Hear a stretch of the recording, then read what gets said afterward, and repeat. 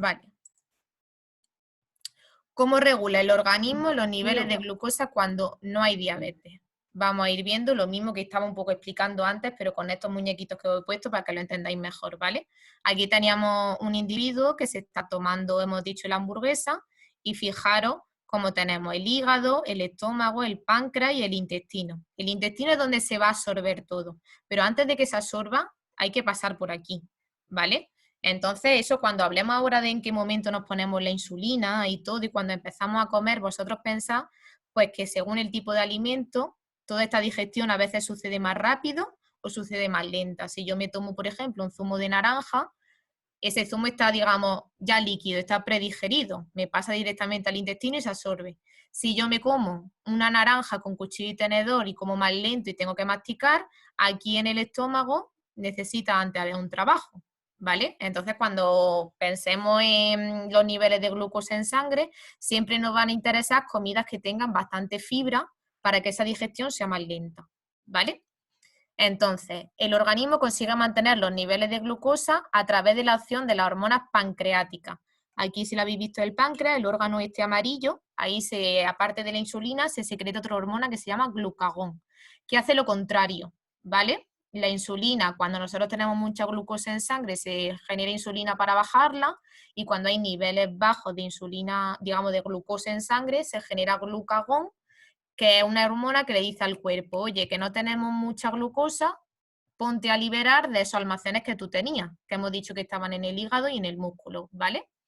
Cuando los niveles de glucosa en sangre aumentan, lo que hemos dicho, el páncreas libera insulina de forma inmediata. Esto es lo que ocurre en una comida, ¿vale? Después de comer pasa eso. Aquí está el torrente sanguíneo, ¿vale? Este es el intestino, estos son los vasos sanguíneos y este es el páncreas, ¿vale? Entonces nosotros comemos, tenemos aquí la glucosa y el páncreas, como lo veis, secretan los triangulitos amarillos que os he dicho que eran los guardaespaldas. Se empiezan a juntar aquí unos con otros y fijaros cómo ya pueden entrar en la célula las perlitas azules con los triangulitos amarillos, ¿vale? Entonces, eso, este es el intestino delgado, que por aquí, por la comida, empieza, yo siempre digo que en el intestino, y el intestino lo podéis imaginar, a mí me parece la forma más ilustrativa, como un frigorífico por detrás. ¿Os imagináis ese serpentín, no? Pues eso, digamos, es el intestino. Ahí están todos los vasos sanguíneos como si fueran las raíces de un árbol. Entonces, después de una comida, cuando todo se ha hecho en partes muy pequeñitas, empieza ahí a absorberse, ¿vale? Vale. Entonces, el hígado actúa como proveedor de glucosa. Hemos dicho que tenemos mucha glucosa y vamos a hacer unos almacenes. Y lo vamos a hacer en el hígado, mediante la opción, lo que hemos dicho también, de glucagón. Entre las ingestas de alimentos para que evitar que caigan los niveles de glucosa. Vale, vosotros imaginad, cuando cenamos por la noche y no comemos hasta el resto del día, nuestro cerebro tiene que seguir funcionando. Entonces ahí siempre hay como una constante, una liberación continua de esa glucosa que nosotros tenemos almacenada, que es el glucógeno hepático, ¿vale? Cuando los niveles de glucosa disminuyen porque aumenta el gasto energético o porque el aporte es escaso, el páncreas frena la liberación de insulina y produce una hormona que se llama glucagón. El glucagón seguro que a muchos suena porque cuando debutasteis os dieron esa jeringuita, ¿no? Para tenerla en el frigorífico por si hay una hipoglucemia grave, ¿vale? La forma, esa hormona nos la pincharíamos para que rápidamente se libere, ¿vale? Entonces el glucagón consigue aumentar en sangre la glucemia porque actúa sobre el hígado para que éste libere la reserva acumulada. Vale, mira, esta infografía está bastante chula. Aquí pues, ya vamos a pensar en el tratamiento de insulina que tiene cada uno, ¿no? Que tiene casi siempre pues dos tipos de insulina, la insulina que se llama basal y la insulina rápida, ¿vale? La insulina basal, ¿qué es lo que hace? Pues mantener los niveles constantes de glucosa, sobre todo pues eso, entre comidas, ¿vale? Porque la insulina rápida lo que va a hacer es que estos picos amarillitos que tenéis aquí más fuertes, que serían cuando hacemos una comida, cuando hay una liberación muy rápida, hace frente a esa cantidad más fuerte de glucosa que entra, ¿vale? ¿Qué pasa? Que la insulina no se produce en el organismo en las cantidades constantes a lo largo del día, sino que también va variando. Y aparte se influye no solo por la comida, sino también por el ejercicio físico y por el efecto de otras hormonas, incluso las emociones. Por ejemplo, imaginad que una persona joven que practica ejercicio físico, que por ejemplo hace baloncesto y que va a tener una sesión, tiene un partido y ese partido es súper importante y está muy nervioso. ¿Qué pasa? Que esas hormonas que cuando estamos muy nerviosos se liberan, el cortisol, la adrenalina, también hacen que suba la glucosa, ¿vale? Entonces seguramente ese niño va a tener más problemas de hiperglucemia, seguramente antes y después del ejercicio, ¿vale? Porque a veces no solo son cosas que nosotros controlemos con las raciones que nos ponemos y la insulina, sino que todas esas hormonas también tienen un papel muy importante, ¿vale? Y lo que hemos dicho en resumen, que administrar la insulina de forma externa, pues tiene eso. Importante el tomar muchas decisiones. Vale. Ah, bueno, que se había quedado. Vale. Ahora, vamos a hablar también de que las necesidades de insulina no son las mismas a lo largo del día, ¿vale? Fijaros, por ejemplo, aquí en mayores, me imagino que la gran mayoría de los que están aquí en la sesión son mayores de 18 años, y fijaros, por ejemplo, en esta gráfica, cómo a primera hora de la mañana hay un pico muy fuerte, ¿vale? De necesidades de insulina, un poco lo que se llama resistencia a la insulina, que luego cae a media mañana. ¿Eso qué significa? Seguro que a muchos de vosotros hay un pico que os pasa siempre después o en el desayuno, en que siempre tenéis la glucosa alta después de desayunar y os cuesta mucho, ¿vale? Entonces, ¿por qué? Porque aquí mis necesidades de insulina son muy altas. Yo me pongo la cantidad que yo calculo para las raciones, pero digamos que es que mi cuerpo está pasando otras cosas. Aquí fisiológicamente lo que pasa es lo mismo que esas hormonas que os he dicho antes del partido de baloncesto, también pasa lo mismo. Cuando nosotros nos levantamos después de haber dormido por la noche, nuestro cuerpo necesita activarse. Entonces ahí lo que pasa es una liberación del cortisol. El cortisol es la hormona del estrés, es la hormona que le dice a tu cuerpo, ponte a trabajar, ¿vale? Entonces tenemos que hacer frente también un poco a eso. Con estas estrategias, por ejemplo, bajar la carga glucémica del desayuno funciona muy bien. A veces en lugar de leche poner yogur, si tomamos pan blanco pasarme al pan integral, ¿vale? También, por ejemplo, poner avena en lugar de pan también funciona bien. Entonces, se pueden hacer diferentes cosas, ¿vale? Pero sí que es un momento que llamaríamos de resistencia a la insulina, ¿vale? Luego, fijaros, por ejemplo, por la tarde-noche, a partir de las 6 de la tarde, como la sensibilidad a la insulina, es decir, somos más sensibles. Si yo me pongo la misma cantidad de insulina, igual ahí tengo más hipoglucemia. Ahora que está pasando, por ejemplo, con el coronavirus, que nos han puesto por esta situación de confinamiento una hora para salir a hacer ejercicio, ¿verdad? Y mucha gente está saliendo a última hora de la tarde.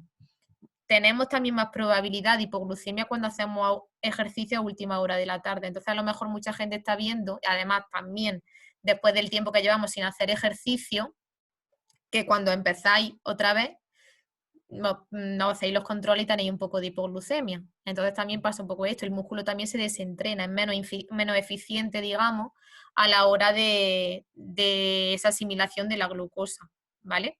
Entonces, eso es lo que pasa. A última hora de la tarde las necesidades de insulina son más bajas y a primera hora de la mañana son más altas, ¿vale? Y ahora vamos ya un poco al tema de influencia de la alimentación en el tratamiento de la diabetes, ¿vale? Esto me gusta bastante ponerlo al principio porque yo que me dedico mucho a la pérdida de peso, me doy cuenta de que mucha gente come solo lo que le apetece, sin ningún fundamento. Entonces tenemos que recordar que la alimentación es el proceso por el que le proporcionamos a nuestro organismo los nutrientes que necesita para funcionar. Hablamos mucho de hidratos de carbono, de proteína y de grasa, pero si pensarais toda la cantidad de micronutrientes, que son los pequeñitos, que cuando están bajos el cuerpo un poco se descontrola, seguramente que ahí todo el mundo empezaría a comer mejor. Porque luego veis, por ejemplo, los suplementos, los anuncios de suplementos que te hablan mucho del triptófano, del magnesio, del zinc. Bueno, son un montón. Las vitaminas también, que ahora se habla mucho de la vitamina D, la vitamina C, la vitamina E, ¿vale? Entonces, Eso donde lo tenemos en los alimentos, no tenemos que ir todo el rato a la farmacia por pastillas de suplementos. Con una alimentación completa, en la gran mayoría de los casos se cubren las necesidades. Sí que es verdad que hay ciertas ocasiones o cuando tenemos a lo mejor alguna patología intestinal, como habéis visto antes lo que he puesto, lo que os he dicho del serpentín del frigorífico, ahí es donde se absorben. Cuando a veces tenemos patologías como la celiaquía o cosas así, cuando ese intestino no está bien, a veces hay déficit, ¿vale? Porque ahí se absorben, entonces cuando tenemos alguna alteración vamos a tener deficiencia de otros tipos de cosas, por eso las analíticas también son muy importantes. Pero esto que quede claro, ¿vale? Que es importante comer bien, ¿vale? Hacer de ella un proceso más consciente nos ayudará a mejorar nuestra salud de una forma muy importante, ¿vale? Lo que comemos importa y mucho, y una alimentación adecuada y una buena salud son dos cosas íntimamente que están ligadas, ¿vale? Ya que no existe ningún medicamento ni técnica tan potente para mejorar la salud como una alimentación saludable.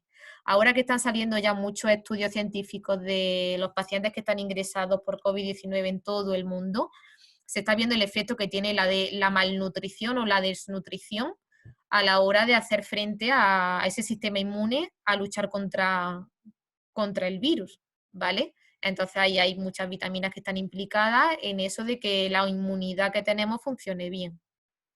Vale, entonces tenemos 3 macronutrientes. ¿Qué significa macronutrientes? Son los nutrientes que están en mayor cantidad en los alimentos.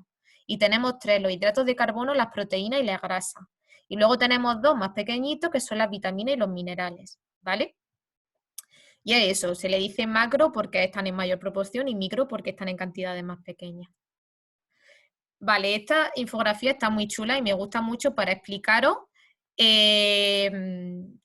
Aquí, o sea, mucha gente cuando explica esto empieza a confundir lo que son grupos de alimentos con lo que son nutrientes. Seguramente que habéis escuchado, ¿qué son hidratos? Y dice la gente, la pasta. ¿Vale? ¿Qué no sé qué? La proteína, el pollo. Y mucha gente que se reduce y para nada. Si fijáis, muchos grupos de alimentos tienen varias cosas, salvo el aceite y el agua, que el aceite claramente es grasa, todos los alimentos son una combinación de varias cosas, ¿vale? Por ejemplo, la fruta y las verduras las veis, tienen hidratos de carbono, tienen fibra y tienen agua, ¿vale? Por eso muchas veces ahora cuando veamos las tablas un poco del índice glucémico, vais a ver que algunas pues tienen el índice glucémico un poco más alto porque tienen hidratos de carbono, pero si tengo en cuenta la ración que me como, luego que eso significa la carga glucémica, es más bajo, ¿vale? Porque una vez que se tiene en cuenta los gramos, ya baja. Hidratos, ¿qué tenemos por aquí también? Tenemos el pan, tenemos el arroz, las patatas, fijaros las legumbres, ¿vale? Están en medio, hidratos de carbono y proteína. Entonces, la legumbre es un nutriente, es un grupo de alimentos súper importante, muy saciante además y muy completo, ¿vale? Tenemos ahora en los supermercados pastas hechas con legumbre. En Mercadona, por ejemplo, hay una pasta que está hecha de harina de lenteja, ¿vale? Que muchas veces para sustituir a lo mejor por la pasta son otro tipo de alimentos que tienen menor índice glucémico, ¿vale? Entonces, pensad, por ejemplo, en la dieta vegetariana, que la fuente de proteínas principalmente es esto, las legumbres, ¿vale? Luego están los derivados de la soja, pero sobre todo las legumbres. Las proteínas, tenemos el marisco, los huevos, la carne roja, la carne blanca, los quesos, el pescado azul. Fijaros aquí cómo estos están ya más pegados a la grasa, ¿vale? El salmón, por ejemplo, el pescado azul, tenemos los pescados que tienen de mayor tamaño y los que son más pequeñitos. Los de mayor tamaño lo que decimos, por ejemplo, el salmón, el atún, el pez espada, todo eso. Los más pequeñitos, la caballa, el boquerón, son un poco más sanos los más pequeñitos, ¿vale? Por lo del mercurio, que es un metal que está en el agua, en los ríos, en los mares, que llega por la contaminación y al final, pues, ¿qué pasa? Que el pez grande se come a los peces pequeñitos. Entonces, cuando yo me como el salmón, va a tener más mercurio que si me como un boquerón, ¿vale? Entonces, por eso muchos de esos pescados también se desaconseja cuando en mujeres embarazadas y en niños pequeños. Los quesos ya lo sabéis, que no es lo mismo un queso fresco que un queso curado, ¿vale? Ahí cambia mucho el porcentaje graso del alimento. Y la carne roja, que hemos tenido, ¿os acordáis hace unos años lo de la noticia de la carne roja que daba cáncer y todo eso? Bueno, pues que no se debe abusar porque tiene más cantidad de grasa y todo eso. Luego tenemos aquí los frutos secos, ¿vale? Que son súper interesantes, tienen proteína y tienen grasa. Y el aguacate y el aceite, principalmente aceite de oliva. ¿vale? En nuestra alimentación. Y luego, pues ya veis, las vitaminas están en todo y los minerales también, ¿vale? Entonces, con una alimentación variada, casi que podríamos tener de todo, ¿vale? Vale, vamos a hablar del índice glucémico de los alimentos. Me imagino que algo sabéis, seguramente. Muchísimo sabéis, o los que tenéis un poco más de formación, o habéis recibido algo más de formación desde que debutasteis, o han hablado del índice glucémico. Es la capacidad que tienen esos hidratos de carbono de subirnos el azúcar en la sangre, ¿vale? Entonces, cuando yo me como un alimento de índice glucémico alto, como por ejemplo el pan blanco, por ejemplo el arroz y todo eso, me sube rápidamente la glucosa. Si yo como alimentos de índice glucémico bajo, como la fruta, como la verdura, como las legumbres, fijaros que la curva de glucosa es mucho más baja. Entonces, ya podemos un poco resumir en que nos va a interesar siempre meter mucho alimento en nuestra alimentación de bajo índice glucémico, ¿vale? Para ayudar al control de la glucemia, que es lo que estamos buscando todo el rato. Vale, ¿conocéis estas tablas? Me imagino que sí, ¿no? Son las tablas de la Fundación para la Diabetes que el nutricionista Serafín Murillo ha trabajado y las crearon, ¿vale? Son unas tablas que se pueden descargar. Yo animo a que todos luego cuando termine esto, quien no la tengáis, que la busquéis, en la que viene pues la cantidad de hidratos de carbono y el índice glucémico, y se clasifican, pues ya veis, los que tienen índice glucémico bajo en verde, con los colores del semáforo, medio en amarillo, y rojo los que tienen el índice glucémico alto, ¿vale? Y las raciones de hidratos de carbono en función de la cantidad. Entonces, esto está muy bien, a mí, vamos, en la consulta me sirve una barbaridad para hacer yo mis propias tablas, para enseñar a los pacientes, pues por ejemplo en el arroz, qué diferencia hay según el plato que yo me coma, ¿vale? No es lo mismo comerse una guarnición de arroz, que a lo mejor son pues 2 raciones de hidrato de carbono, pero si es un plato más grande, pues serán 4, y si es más grande seguramente serán 6, ¿vale? Luego podemos hacer otros factores a tener en cuenta para que ese índice glucémico alto afecte todavía menos, que ya pues según con lo que yo acompañe el arroz, ¿vale? Y si me lo como de primero, me lo como de segundo, ¿vale? Todo eso también influye un montón. Esto, en definitiva, os la recomiendo 100% porque está muy bien. Luego, al final, quien no conozca a Serafín Murillo, es un nutricionista que hace una formación impresionante con el que aprendemos un montón. Hizo ayer y la semana anterior unas formaciones que luego he puesto las capturas para quien quiera ir, porque se hablan de temas también mucho más avanzados, y habló pues de cómo se elaboran estas tablas, ¿vale? Entonces, esto con estudios, con muchos estudios, pues se ha visto pues cuántos gramos de hidratos de carbono pues tiene, por ejemplo, imaginar una patata, ¿no? O tiene, por ejemplo, un plátano. ¿Qué pasa? Que cuando yo voy a comprar los plátanos, yo los dejo en el frutero, igualmente no me lo como un día, me lo como dentro de 5. Y el plátano no es una cosa, digamos, inerte, ¿vale? Ahí, ¿qué pasa? El plátano va perdiendo agua porque se va evaporando, eso es lo que pasa en la fruta, y se empiezan a concentrar más los azúcares. Entonces, la fruta también varía. A veces esto, yo cuento los hidratos de carbono por una cosa, pero influyen un montón, ¿vale? Se me está ocurriendo ahora mismo que no solo la fruta que va perdiendo agua y cada vez que se hace más madura tiene más azúcar, sino, por ejemplo, la pasta, ¿vale? Si yo cuezo la pasta poquito, cuando se queda al dente, digamos que le estamos poniendo, ahora hablaremos del tema de liar el almidón y todo eso, pero el tipo de hidrato de carbono que hay en la pasta se llama almidón. El almidón, digamos, es como un ovillo, ¿vale?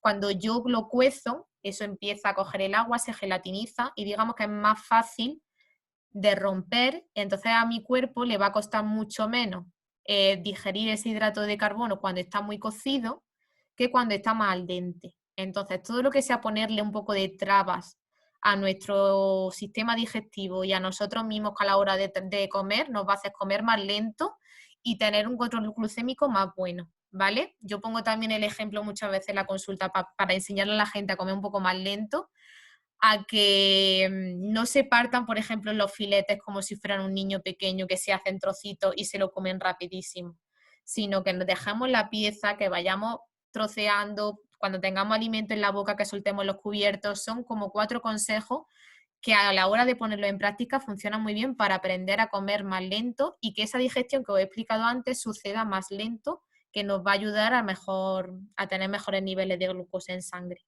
¿vale?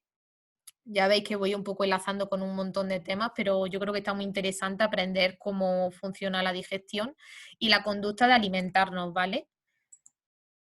Entonces, ahí pues aquí un poco de resumen, ejemplo de alimentos según su índice glucémico. Se comparan siempre, eso sí que no lo había dicho, con la glucosa, ¿vale? Esos niveles que se le asignan es porque están comparados con la glucosa pura. Entonces tenemos la miel, el arroz blanco, la harina, el melón que tiene alto índice glucémico, pero es lo que he dicho antes, cuando se tiene en cuenta la cantidad que me como, que es una rajita, pues no tiene tanto problema. Yo aquí ya me mojo a la hora de eso, no sé, hace muchísimos años los médicos metían un poco de miedo a las personas con diabetes con la fruta. Y ya la Asociación Americana de Diabetes y muchísimas entidades, digamos, médicas, lo han visto que para nada, que una persona con diabetes incluso puede estar justificado hasta que coma más fruta por el nivel antiinflamatorio. Así que no le tengáis miedo a la fruta, que ahora he puesto algunas fotos comparando el índice glucémico, pero que la fruta es muy interesante, muy saciante y, y siempre cuando que se tome sólida. Eso sí, que cuando la trituramos en zumo, seguro que muchos habéis revertido muchas veces la hipoglucemia con zumo, pero es por eso, porque tenemos una situación de hipoglucemia. Cuando tenemos un control bueno, nos interesa siempre la fruta en formato sólido, ¿vale? Porque no queremos esa subida rápida de glucosa en sangre.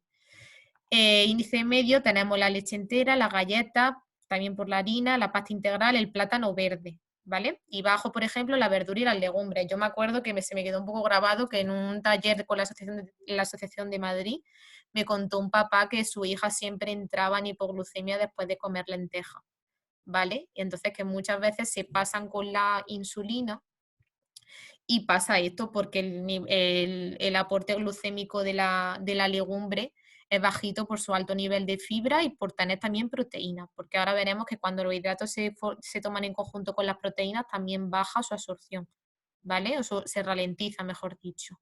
Esto es lo que he dicho antes de la fruta. Me imagino que muchos estáis familiarizados con las raciones de hidratos de carbono. Una ración son 10 gramos de hidrato de carbono. Entonces, pues fijas, por ejemplo, la cereza, la piña, la frambuesa. Más o menos, pues la piña puede tener un índice glucémico más alto, ¿vale? Entonces la ración más o menos son 87 gramos. Aquí entra mucho también la duda de si tenemos que pesar o no la comida. Hombre, al principio cuando alguien ha debutado hace poquito, sí que puede ser una forma de entrenar un poco lo que luego casi siempre se hace, que es el ojímetro, ¿no? De empezar un poco a ver qué cantidad de pasta, qué cantidad es 100 gramos de esto, del pan, por ejemplo, sobre todo más con los hidratos. Luego con las verduras y todo eso no hay tanto problema, ¿vale? Pero sobre todo con los alimentos que tienen hidratos sí que te puedes ir familiarizando un poco a la hora de pesar. Y luego, pues aquí yo destacaría por su alto poder antioxidante, porque son súper bajos en glucosa, la frambuesa y todos los frutos rojos. Si os gusta, son fantásticos. Los arándanos y todo eso, además se están vendiendo también congelados, que son más baratos, ¿vale? Y para hacer ahora en verano helado de frambuesa, helado de arándano, mezclándolo con yogur y tal, está muy, muy rico y muy interesante, ¿vale? Y la verdad que la gente lo consume mucho. Fijaros aquí que una ración de hidratos de carbono, o sea, 10 gramos de hidratos, son 142 gramos, que 142 gramos de frambuesa son muchos gramos de frambuesa, ¿vale? Entonces, su aporte glucémico es muy bajito. Aquí he cogido otro grupo de alimentos o otros diferentes, el brócoli, por ejemplo, la almendra y el garbanzo cocido. Entonces, pues veis, por ejemplo, la almendra, más que hidrato de carbono, ¿vale? Que como veis tiene el índice glucémico bajito. Sobre todo tiene, aquí también están puestos los números arriba, los valores, proteína y grasa, ¿vale? O sea que hay muchos frutos secos que mucha gente le tiene miedo porque dice, eso tiene muchas calorías, tiene calorías porque tiene grasa. Pero ¿qué nos dan los frutos secos de interesante? Saciedad, ¿vale? Que muchas veces pensamos solo en calorías y comemos pensando en las calorías, pero cuando empezamos a comer con este fundamento, pensando, vale, pues si yo meriendo una manzana y 2 o 3 nueces, seguramente me quede más saciada y con menos hambre y llegue mejor a la cena. A veces a lo mejor pues nos tomamos un yogur desnatado pensando que lo estamos haciendo muy bien por no coger peso y luego me muero de hambre y llego a la comida con mucho más hambre. Entonces, que no le tengáis miedo, que todo esto que os estoy enseñando son alimentos sanos. Todavía no ha salido ni una cajita, ni un producto, ni nada, ¿vale? Y esto sería la patata y el dátil, que ya serían los que tienen el índice glucémico más alto, ¿vale? Ahora hablaremos también de las técnicas de cocción, porque la patata, aunque tenga un índice glucémico más alto, hay cosas que podemos hacer con ella para que lo tenga un poco más bajo. Que ahora os lo voy a explicar, una cosa que se llama el almidón resistente, ¿vale? Cambiarle la estructura utilizando técnicas de cocina, ¿vale? Venga, ¿cómo conseguir una alimentación saludable? No sé si conocéis este plato, es una herramienta que se ha está poniendo muy de moda desde hace poco, bueno, hace unos añitos ya, que lo sacó la Escuela de Salud Pública de Harvard, ¿vale? Y entonces esto está muy bien, vamos, para personas con diabetes, sin diabetes y para todo el mundo. Siempre veníamos hablando de la pirámide y con los nutricionistas nos metíamos mucho con la pirámide porque estaban allí los dulces y estaban allí todo el vino, no estaba el deporte. Entonces esta herramienta está mucho mejor, ¿vale? Esto lo que quiere decir es que comemos en mayor proporción la verdura, que siempre haya una ración de proteína, que haya una guarnición de cereales preferiblemente integrales, que puede ser pues la pasta, puede ser la patata, también pasarnos, por ejemplo, a pseudo cereales, que sería la quinoa y todo esto que se ha puesto de moda, que tiene mucha proteína y tiene mucha fibra, ¿vale? Que preferiblemente bebamos agua con la comida, que si tomamos fruta, pues o sea, que si tomamos postre, tomamos fruta, y que cocinemos con grasas saludables, como por ejemplo el aceite de oliva, pues aquí en nuestra zona, ¿vale? A la derecha he puesto un ejemplo, que sería pues poner una buena ración de verdura, a eso es un filete de salmón, y luego son 2 patatitas pequeñas, ¿vale? Entonces, para que vayáis un poco familiarizando. Aquí siempre me pregunta la gente, vale, pero si comemos plato único, es un guiso, sería un poco seguir las proporciones. No hace falta comer así tan segmentado, sino, por ejemplo, si yo voy a hacer mañana que es domingo, espagueti en mi casa, puede empezar con como un pisto de verdura, como un sofrito que tenga mucha verdura. Le puedo poner la proteína, por ejemplo, la carne picada, y luego le meto los espaguetis, o preferiblemente integrales, o los macarrones, o lo que sea, pero en menor guarnición, o sea, en una proporción más pequeña, que prácticamente sea verdura con pasta más que pasta con verdura, ¿vale? Y ya veréis, como si ponéis todo esto en práctica, veis que la glucemia empieza a controlarse muchísimo mejor, ¿vale? Que no tenéis tan altibajos de hiperglucemia, hipoglucemia y todo eso.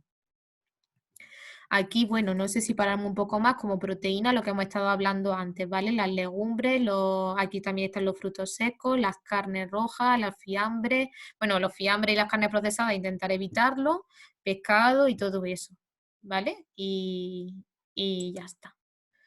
Y esta es la versión niño, que es chulísima. Si alguien tiene niños en casa, es muy bonita, la verdad, y funciona, vamos, para explicárselo súper bien, ¿vale? A ver si después, cuando acabe todo esto, podemos hacer talleres con niños y tal, o para los campamentos del año que viene, y puede estar muy chulo a la hora de que ellos aprendan también a qué es verdura, qué es proteína, cantidades y todo eso.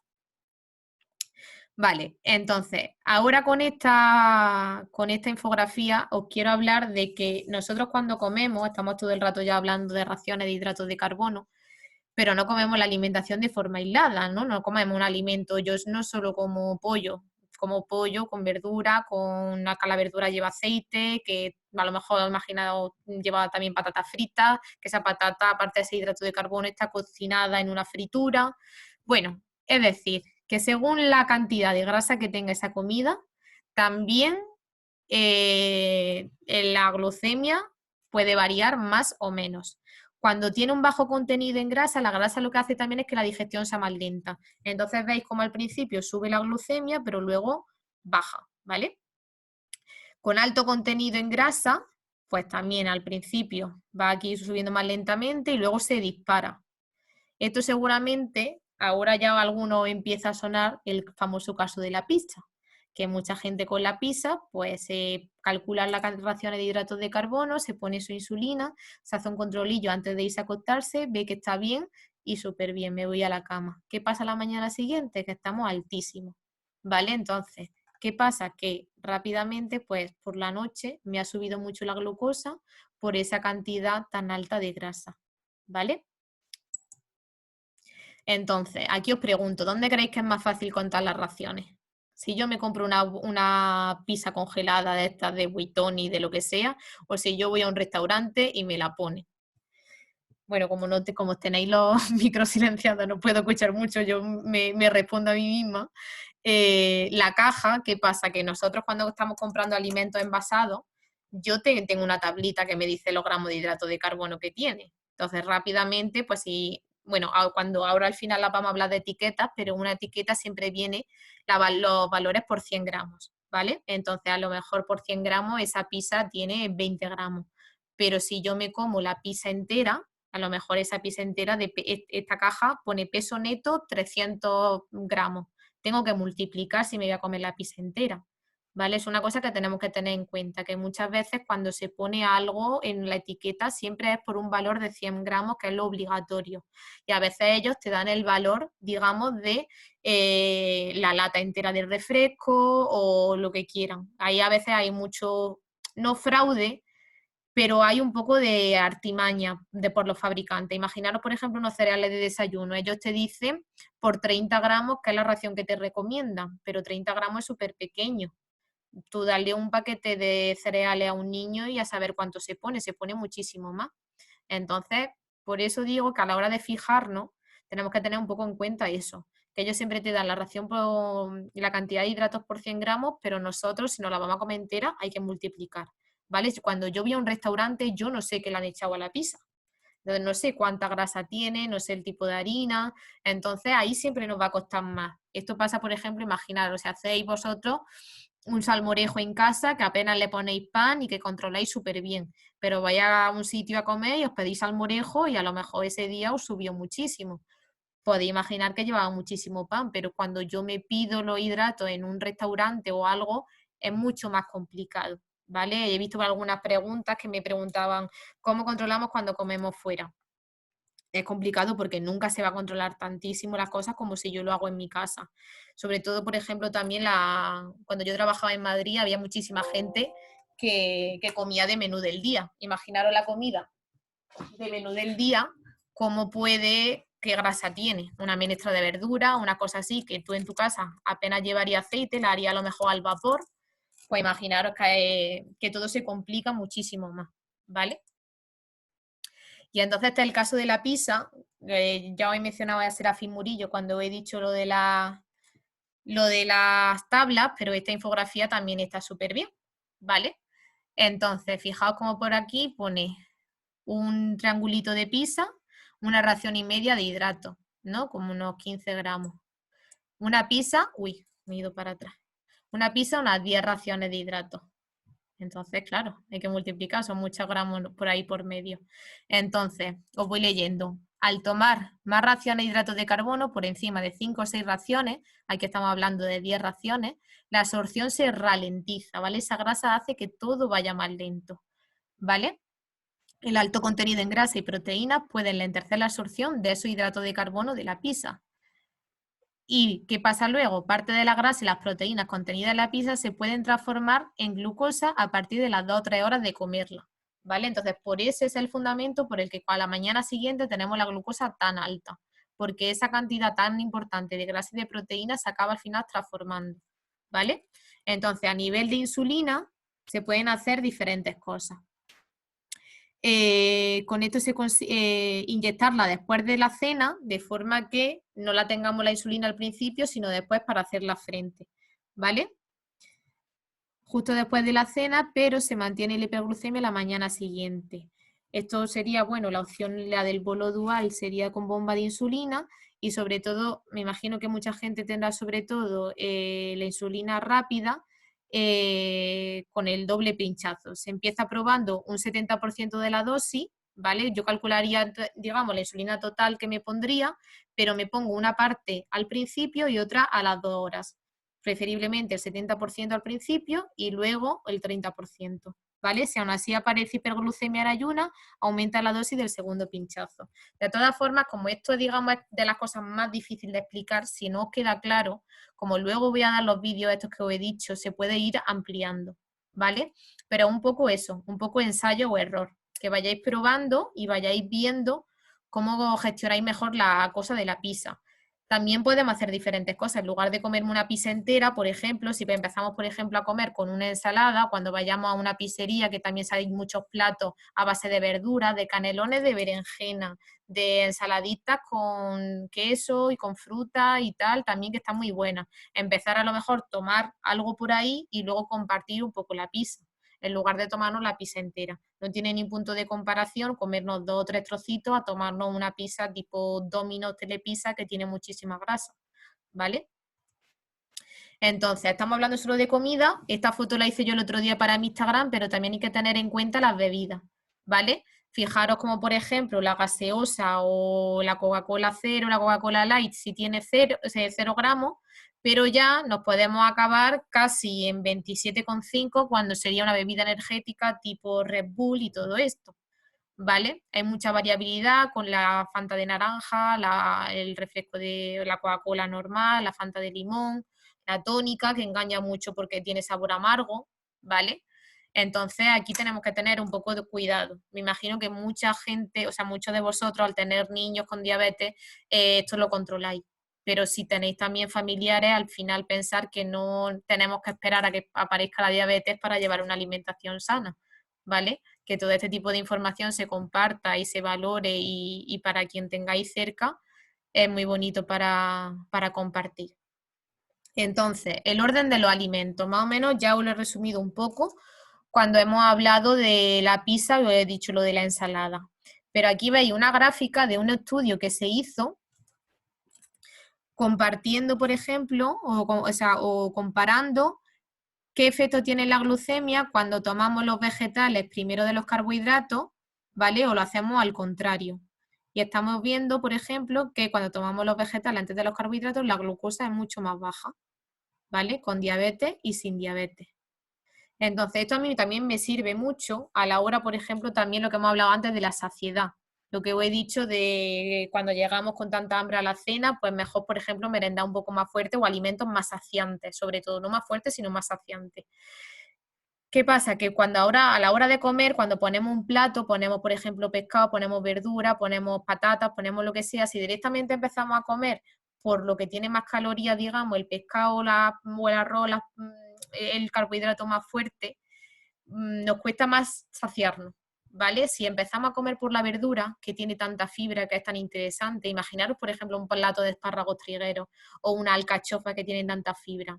Esa acción que no hacen tanto masticar, masticar y masticar, empieza a demandarle a nuestro cerebro que estamos comiendo, ¿vale? Entonces nuestro cerebro, digamos, va a empezar a mandar señales de que no nos hace falta estar mucho más rato comiendo, porque no, ya empezamos como a secretar esa hormona que se llama hormona de la saciedad, ¿vale? Entonces, si empezamos siempre a comer por ahí, pues nos va, seguramente controlemos mejor la cantidad que comemos, ¿vale? Entonces, verdura antes que hidratos reduce el índice glucémico y puede evitar el tiempo de espera, que ahora vamos a hablar también del tiempo de espera, que sería el momento en el que nos ponemos la insulina, ¿vale? Vale, ahora vamos a hablar también del el papel fundamental que tienen las cocciones. Ya hemos hablado, yo siempre hago la presentación, pero voy enlazando un concepto con otro y luego me salto totalmente todo. Pero lo que os he dicho antes, por ejemplo, de la pasta cuando está muy cocida, es esto. Fijáis esta gráfica también tan interesante. Cuando que está muy cocida la pasta, digamos, el índice glucémico es mucho más elevado, ¿vale? Y ahora, pues, está aquí, esto es muy relacionado, estaba viendo con el tiempo de espera, que ahora lo voy a enlazar con el momento que nos ponemos la insulina, ¿vale? Cuando, digamos, cocemos mucho la pasta, esa subida de glucosa en sangre que nos va a dar es mucho más alta, y entonces voy a necesitar de ponerme la insulina un poquito antes para intentar que el pico de acción de la insulina, que la insulina necesita de un tiempo hasta que empiece, digamos, a funcionar bien, no pasa cuando, digamos, la cuezo al dente. Al tener más esa fibra y esa ralentización que hemos dicho antes de la digestión, no voy a necesitar ponérmela tan antes. Digamos, es lo que pasaba aquí también, que con los hidratos, cuando tomábamos la verdura antes del hidrato, se puede evitar el tiempo de espera, ¿vale? Y os acordáis también cuando he hablado de las patatas cocidas y todo eso, que te os dije que también podíamos hacer cosas con las patatas. Esto es lo que se llama el almidón resistente. El hidrato de carbono que tiene las patatas, este que se llama almidón, ¿vale? Imaginároslo como un ovillo, ¿vale? Cuando nosotros cocemos, el ovillo, digamos que lo que hacemos es separarlo, ¿vale? Entonces, cuanto más cocido está, más elástico, digamos, más desenredado estaría ese ovillo, entonces es más fácil que se absorba la glucosa. Pero para ponerle un poco de traba para que esas patatas no me suba tanto la glucosa, yo puedo hacer otra cosa que se llama esto de convertir el hidrato de el almidón que tiene el hidrato, que es el hidrato de carbono que tiene la patata, en almidón resistente. ¿Cómo se hace? Enfriando después de cocer, ¿vale? Yo hiervo el arroz, la pasta o la patata, lo meto en la nevera, enfriar unas 24 horas y luego recalentarlo un poquito. Es una forma que lo que hacemos es que una vez que ese, digamos, ese ovillo de lana está desenredado, se vuelva un poco a enredar, entonces cuando yo me lo como, le voy a poner trabas a mi digestión para que pase de todo un poco más lento, ¿vale? Además, esto tiene bastantes beneficios a nivel de la microbiota intestinal, que son las bacterias que tenemos en el intestino, que viven en simbiosis con nosotros y que son encargadas de la autoinmunidad del cuerpo y de millones de cosas. Y esto funciona, o sea, es muy saludable y va muy bien. Se hace sobre todo con los tubérculos, ¿vale? Y baja el índice glucémico. Ya lo veis aquí comparando uno y otro, cómo baja el índice glucémico. Su absorción es mucho más lenta, entonces las enzimas digestivas tienen más dificultad para hidrolizar ese almidón, ¿vale? Un poco en resumen, ya lo estáis viendo, cuantas más trabas le pongamos a nuestra digestión, cuando más sólido sea todo y esté menos cocido y tal, nos va a ayudar mucho a controlar la glucemia, ¿vale?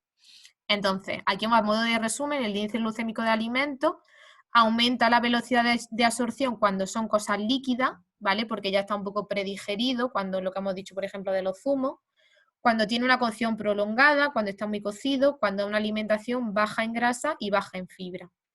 Disminuye la velocidad de absorción cuando yo me como las cosas sólidas, como lo que hemos dicho de la fruta sólida. Cuando hay una cocción corta, por ejemplo, un alimento está más crudo o más al dente, cuando hay un alto contenido en grasa, cuando hay un alto contenido en fibra y cuando hay también presencia de fructosa, ¿vale? A ver, a veces se queda esto un poco pillado. Ahora, esto es lo del tiempo de espera. Vamos a ver la administración de la insulina. Como veis, tenemos como dos picos, ¿no? Que sería el pico que me hacen los alimentos cuando yo me los como y el pico de acción de la insulina, que desde que yo me la pongo hasta que esa insulina está funcionando, digamos en su máximo momento, pasan prácticamente casi 100 minutos. Entonces yo lo que necesito sería como solapar estos picos. Por eso, en los ejemplos que he puesto antes, se recomienda poner un poco antes, ¿vale? Unos 15-20 minutos la insulina para intentar ajustarlo, sobre todo cuando son alimentos de alto índice glucémico. Si es una alimentación muy, o sea, si yo voy a comer un plato con mucha fibra, con mucha verdura y tal, puedo un poco acortarlo, porque si no me daría un poco de hipoglucemia, ¿vale? Pero muchas veces cuando después de comer, si veis que tenéis siempre la glucemia un poco alta, probar esto, ¿vale? Porque a lo mejor lo que está pasando es que la insulina acaba su acción y luego, digamos, tiene la acción los alimentos, más o menos, ¿vale? Es un poco más, no sé si lo había entendido, pero es un poco el solapar. Darle, sobre todo cuando tenga hidrato de carbono, un poco de ventaja a poner la insulina. Vale.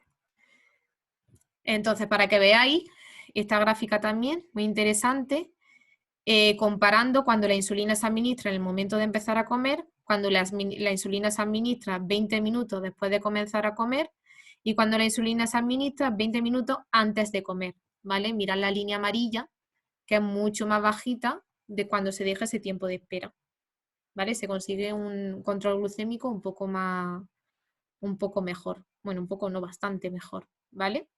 Esto sí que es verdad que no sé si mucho lo ponéis en práctica.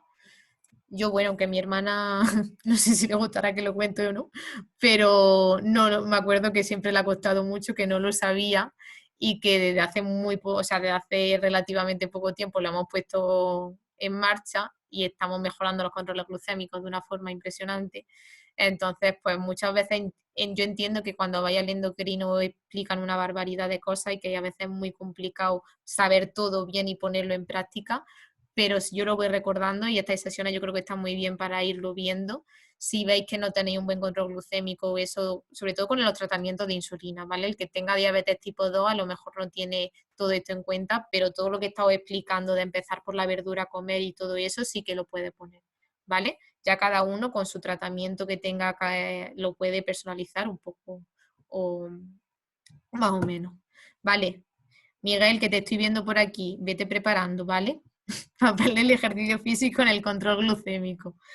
Vale. ¿Qué queremos también? O sea, ¿qué nos puede servir de ayuda para evitar esa hiperglucemia que muchas veces tenemos después de comer?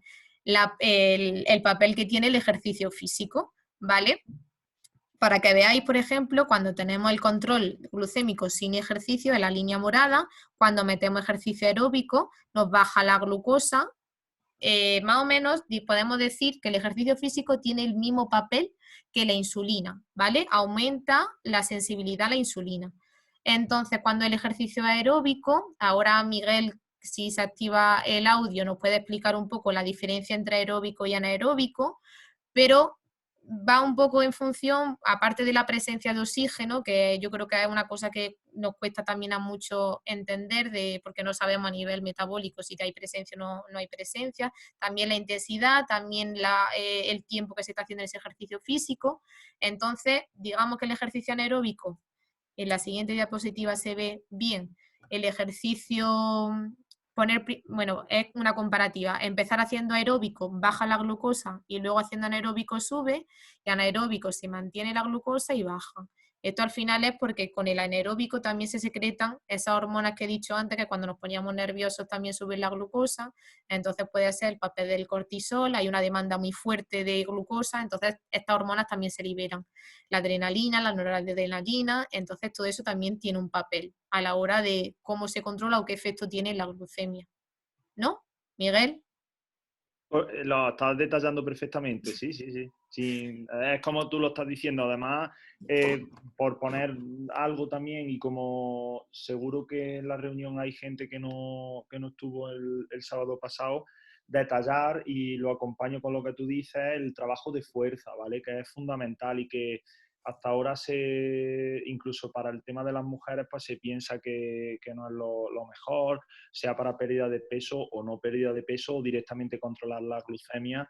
El trabajo de fuerza es fundamental, y de hecho los estudios están apuntando hacia este tipo de entrenamientos, que se ve que donde se están obteniendo mayores beneficios, ¿no? Entonces, está bien, es la idea un poco esa. Claro, fenomenal. Ahí pues simplemente un poco recordar eso, que cuando se refiere también más Miguel al ejercicio de fuerza, estamos hablando de ejercicio anaeróbico, que a mí, por ejemplo, cuando yo tenía más dudas era que los conceptos se me liaban, ¿no? Igual los ejercicios de cardio, ejercicio de fuerza, ejercicio aeróbico, ejercicio anaeróbico. No, pero ¿No? Rocío, mira, no, es decir, un ejercicio de fuerza, el que sea un ejercicio aeróbico o anaeróbico son las vías energéticas, Sí, y el ejercicio de fuerza, ejercicio de resistencia, ejercicio de equilibrio es parte de la condición física. Entonces, tú puedes trabajar un ejercicio de fuerza utilizando vía energética anaeróbica o vía energética aeróbica. En este caso, por ejemplo, trabajar un ejercicio de fuerza en anaerobia, ¿no? Anaeróbicamente, serían, por ejemplo, hacer repeticiones con un 70-80% de tu peso, ¿no? Que tú puedas movilizar un peso de un 80% con respecto a lo que tú pesas, a alta velocidad, por ejemplo. Ahí pues, entra en fatiga rápidamente, y esa fatiga es lo que hace que esa vía que entre claro, en anaerobia. anaerobia. Vale. ¿Ves? Por eso también quería yo tener a Miguel aquí, porque sabía que, igual que yo al principio he dicho que no me gustaba que se mezclase los nutrientes con los grupos de alimentos, pasa un poco esto, ¿vale? Son conceptos diferentes y cada uno en su rama entiende mejor. Pero apoyo mucho lo que él ha dicho del ejercicio de fuerza, ¿vale?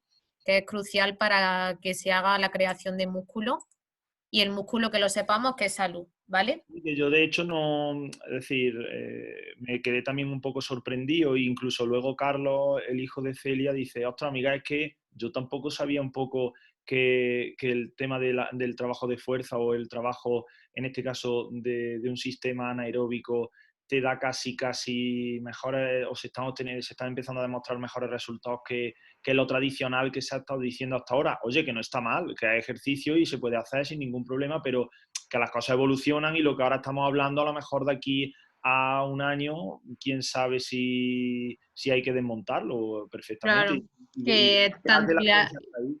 tanto la ciencia del deporte como la nutrición son ciencias vivas que se están todo el rato, ahora además estamos en un auge muy bueno de investigación, entonces lo que sabemos hoy puede ser que dentro de X tiempo digamos lo contrario nosotros o lo que sea, porque yo, por ejemplo, en la alimentación sucede mucho ahora con tantas modas que me ha preguntado mucha gente por el ayuno intermitente, la dieta cetogénica, entonces, claro, también se ve poner al organismo, digamos,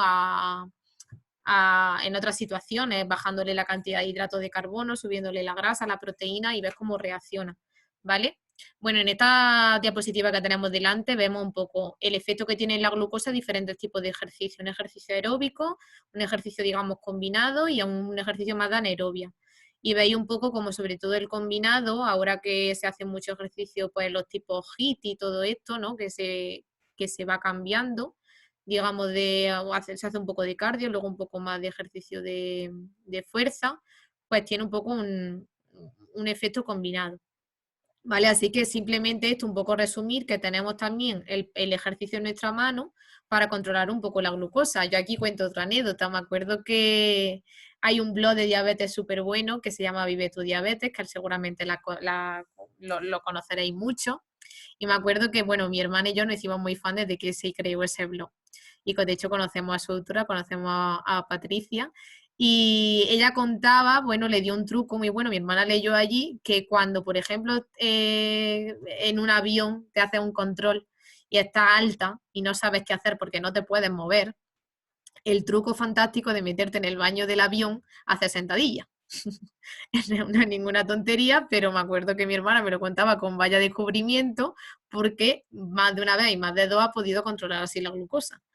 Entonces, a ver, eso que tenemos el papel del ejercicio, ahora aunque estemos confinados, pues seguramente tenemos escalera en el bloque, tal, y esa gráfica que he puesto antes de que es la resistencia a la insulina a primera hora del día, pues también, claro, podemos empezar con un poco de ejercicio, movernos en casa, luego hacer un control y ya desayunar. Entonces, ese papel del ejercicio lo podemos tener ahí para ayudarnos a controlar, incluso andar después de comer unos 15, 20 minutos, cositas o lo que sea.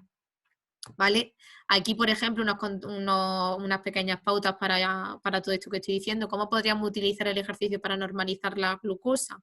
3 pasos a seguir para conseguirlo. Disminuir la carga glucémica de las comidas, que ya lo veníamos hablando desde el principio. Hacer después de comer 15-20 minutos de ejercicio aeróbico va a ayudar a contrarrestar ese pico de glucemia a la hora y hora y media y administrar la insulina rápida en el momento adecuado, lo que decíamos, adelantar un poco el pinchacito por si estamos teniendo problemas para controlar la glucosa después de comer, ¿vale? Y esta bomba me la lanzó Miguel en la sesión anterior, que quería que tocara el etiquetado de los alimentos. Y vamos a hablar, esto sí que me da para mí para hacer un taller entero de estar aquí una hora y media. Entonces, lo he resumido, sobre todo en las cosas que a mí más me gusta hablar del etiquetado, que estos son sobre todo ejemplos prácticos y creo que lo vais a entender súper bien, ¿vale? De en qué nos tenemos que fijar. Seguro que muchos de vosotros, cuando vais a un supermercado, muchos decís, yo me fijo en las calorías, yo me fijo en la grasa, yo me fijo en los hidratos, me fijo en la proteína, o un hipertenso seguramente se fije mal en la sal, ¿vale? Este más o menos sería el ejemplo de una etiqueta.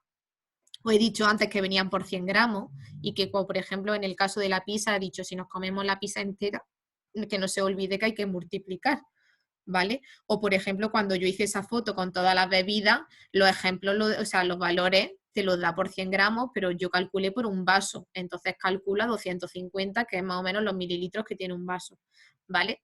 Entonces así se estructura una etiqueta: grasa, de las cuales es saturada, hidratos de carbono, de los cuales azúcares, proteína y sal. Esto, y el valor energético, perdón, las calorías. Esto sería como los valores obligatorios que te tiene que dar. Luego ellos pueden elegir darte más valores. Imaginaros que yo soy un fabricante de latas de atún y le pongo aceite de oliva. Entonces a mí me interesa que la gente sepa qué cantidad de aceite de oliva, ¿vale? Es obligatorio que si tú cuando pones una etiqueta y estás promocionando que cierto alimento tiene aceite de oliva, tú demuestres qué cantidad tiene.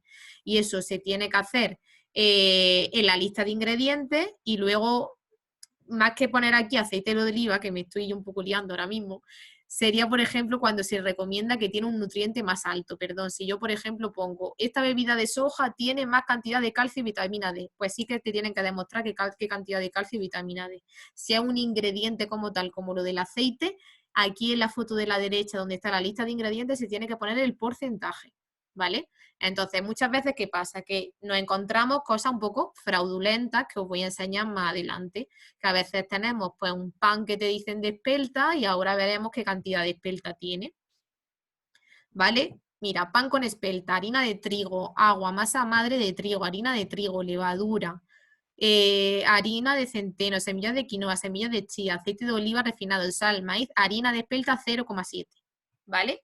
¿Qué pasa? Que ellos por llevar un ingrediente ya te lo venden como tal. Pero claro, si yo quiero un pan de harina de espelta, yo espero que esa harina sea la primera y esté en muy alta proporción. Entonces, para que veáis que no siempre pasa eso. Esto cuando se hizo la ley del pan integral, la nueva ley que tenemos, pasaba mucho. Bueno, antes de la ley sobre todo, que eran harinas normales, luego llevaba salvado, ¿no? Y entonces, pues a veces, sí, o sea, sí, a veces no era muy frecuente encontrarte panes etiquetados como panes integrales cuando realmente no eran integrales. Siempre lo más importante es fijarte en los primeros ingredientes, ¿vale? Si compramos productos que tengan menos filas de ingredientes, mucho mejor. Si yo aquí estoy comprando un pan de harina de, o sea, de espelta, me interesa la harina integral de espelta, ¿vale? En el anterior era un yogur de sabores, ¿vale? Pues un yogur que debería llevar leche, los fermentos lácticos y poco más. Un buen yogur lleva eso. Este que lleva leche parcialmente desnatada, azúcar, proteína de leche, aromas, colorantes y fermentos lácticos, ¿vale? Entonces ahí podemos ver cuando llevan más cosas añadidas. Además, no solo el azúcar cuenta como azúcar. Están los almidones, las féculas, el jarabe de maíz, todo ese tipo de cosas también le suben los hidratos o el azúcar a ese yogur, ¿vale? Abajo, por ejemplo, es una bebida vegetal que se han puesto muy de moda, las bebidas de almendras, todo esto de soja. ¿Qué pasa? Pues que esta, por ejemplo, no es muy buena. Pensad que el primer ingrediente es agua, el segundo es azúcar y el tercero es la almendra, pero solo un 2%, ¿vale? Entonces, siempre mirar lo que a mí me interesa, que esté en mayor cantidad, ¿vale? Si yo estoy comprando una bebida de almendra, me interesa que tenga bastante almendra. Entonces, yo siempre aquí lo que digo es que cojamos diferentes marcas. Y que si tenéis aquí, por ejemplo, la de la marca Alpro, la de Vivesoy y la de no sé cuál, pues se comparan y os lleváis la mejor, ¿vale? Pero esto es que vosotros aprendáis en qué os tenéis que fijar. A mí me gusta también mucho dar el caso del tomate frito, ¿vale? Porque el tomate frito, pensad vosotros que en casa siempre se le pone un poquito de azúcar, ¿no? Para neutralizar la acidez. ¿Cómo sé yo si un tomate tiene más o menos azúcar añadida? Fijándonos sobre todo... Uy, que se me ha ido para atrás. Anda. A ver, ahora. Fijándome en qué posición está el azúcar. El primero lleva tomate, aceite de oliva virgen extra, azúcar y sal. Si está de los penúltimos, bien. Se ordenan siempre de mayor concentración a menor según estén en el producto. El segundo que lleva tomate y el tomate concentrado, aceite de girasol, jarabe de glucosa y fructosa, que es lo que he dicho que también cuenta como azúcar, azúcar, manzana, almidón modificado, sal, aroma y especias. Entonces, ¿cuál creéis que está mejor? El primero, ¿verdad? La cantidad de ingredientes es lo que varía y el tipo de aceite y que no lleva tanto azúcar añadido, ¿vale? Lo del aceite, mirarlo mucho porque hay mucho aceite de girasol por ahí, entonces todo lo que nos podemos llevar con aceite de oliva, aunque no sea un poco más carito, pero mejor, ¿vale? Y con las conservas de pescado yo diría que incluso mejor al natural y luego añadirle en casa el nuestro, que seguro que es virgen extra, porque muchas veces cuando compramos una conserva en aceite de oliva, no es aceite de oliva virgen extra, ¿vale? Y sabemos que hay diferentes categorías, ¿no? Vale, entonces ya voy a terminar. 5 consejos básicos para mejorar el control glucémico a través de la alimentación. El primero, priorizar el consumo de frutas, verduras y legumbres. El segundo, disminuir los hidratos, pan, arroz, patata, galletas y todo eso. Combinar lo que os he dicho, las frutas con la grasa y las proteínas, que mejoraba el control glucémico, la fruta con frutos secos, la fruta con un buen yogur, la fruta con queso fresco también, está muy buena para merendar. Consumir preferiblemente los lácteos enteros. A modo de resumen, ¿os acordáis que hemos dicho que la grasa ralentizaba la digestión? Pues todo eso también. Un yogur entero, natural, mejor que un yogur desnatado.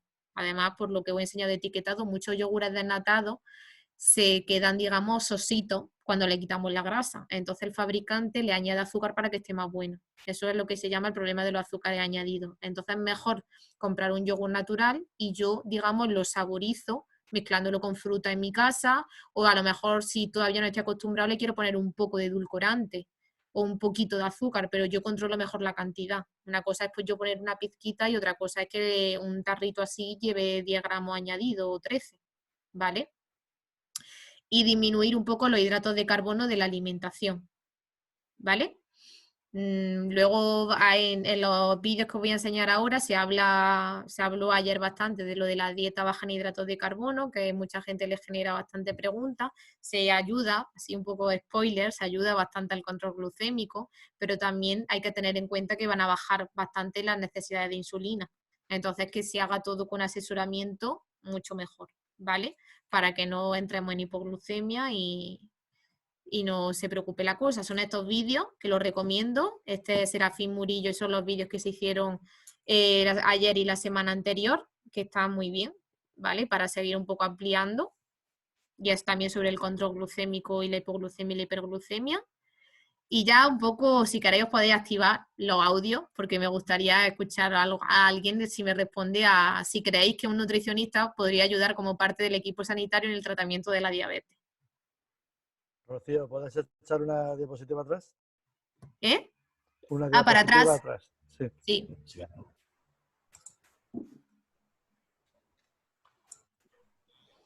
Gracias. Espérate. Vale. Pues ¿quién se anima un poco a alguien a responderme a lo del nutricionista? ¿Qué creéis? ¿Podría ayudar aparte con los enfermeros y con los endocrinos y todo? Sí.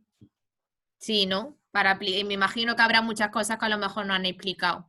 O que no se dedica tanto tiempo por sesión, ¿no? No, porque da esta mañana, como no sabemos en el día que estamos, pues ya al mediodía quería, digo, no, ya mañana por la mañana me la... Es alguien hablando por teléfono, creo, ¿no? A ver, que me parece que hay alguien por ahí hablando y se escucha. Bueno, yo un poco pues barriendo para mi profesión sí que digo que me parece importante porque ya la nutrición avanza mucho y se pueden hacer cosas muy diferentes. Entiendo que a lo mejor hay mucha gente que ha debutado y le han dado una pauta fija de raciones y una pauta fija de cantidad de insulina. Entonces ya se ha visto que teniendo todo esto mucho en cuenta podemos jugar un poco con nuestra alimentación y que nadie nos imponga cuánta cantidad tenemos que comer, ¿vale? La alimentación sabemos que tiene mucho del cultural, ¿vale? Que una persona, una familia no come igual que otra, que tiene mucha influencia su cultura, dónde ha crecido. No es lo mismo, por ejemplo, hablar de alguien en Sudamérica que de alguien del norte de Europa. Entonces la cantidad de hidratos que se toma es totalmente diferente, el tipo. Entonces, teniendo muchos valores de lo que hemos hablado, muchos factores, podemos adecuar nuestro control glucémico sin ceñirnos a meter tanta cantidad de hidratos de carbono como a veces en las pautas primeras se recomienda.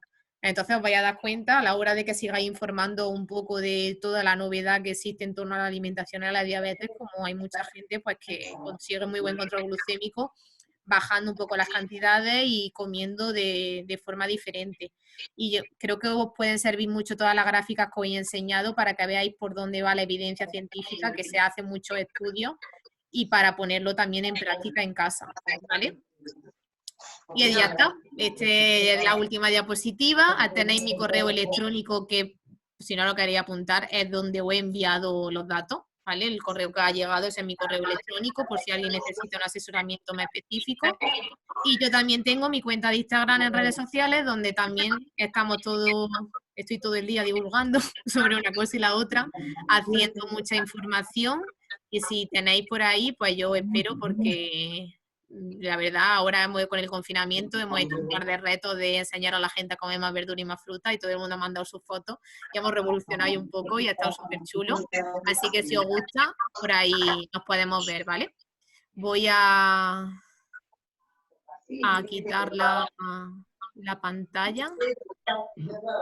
Podríamos, Rocío, Dime.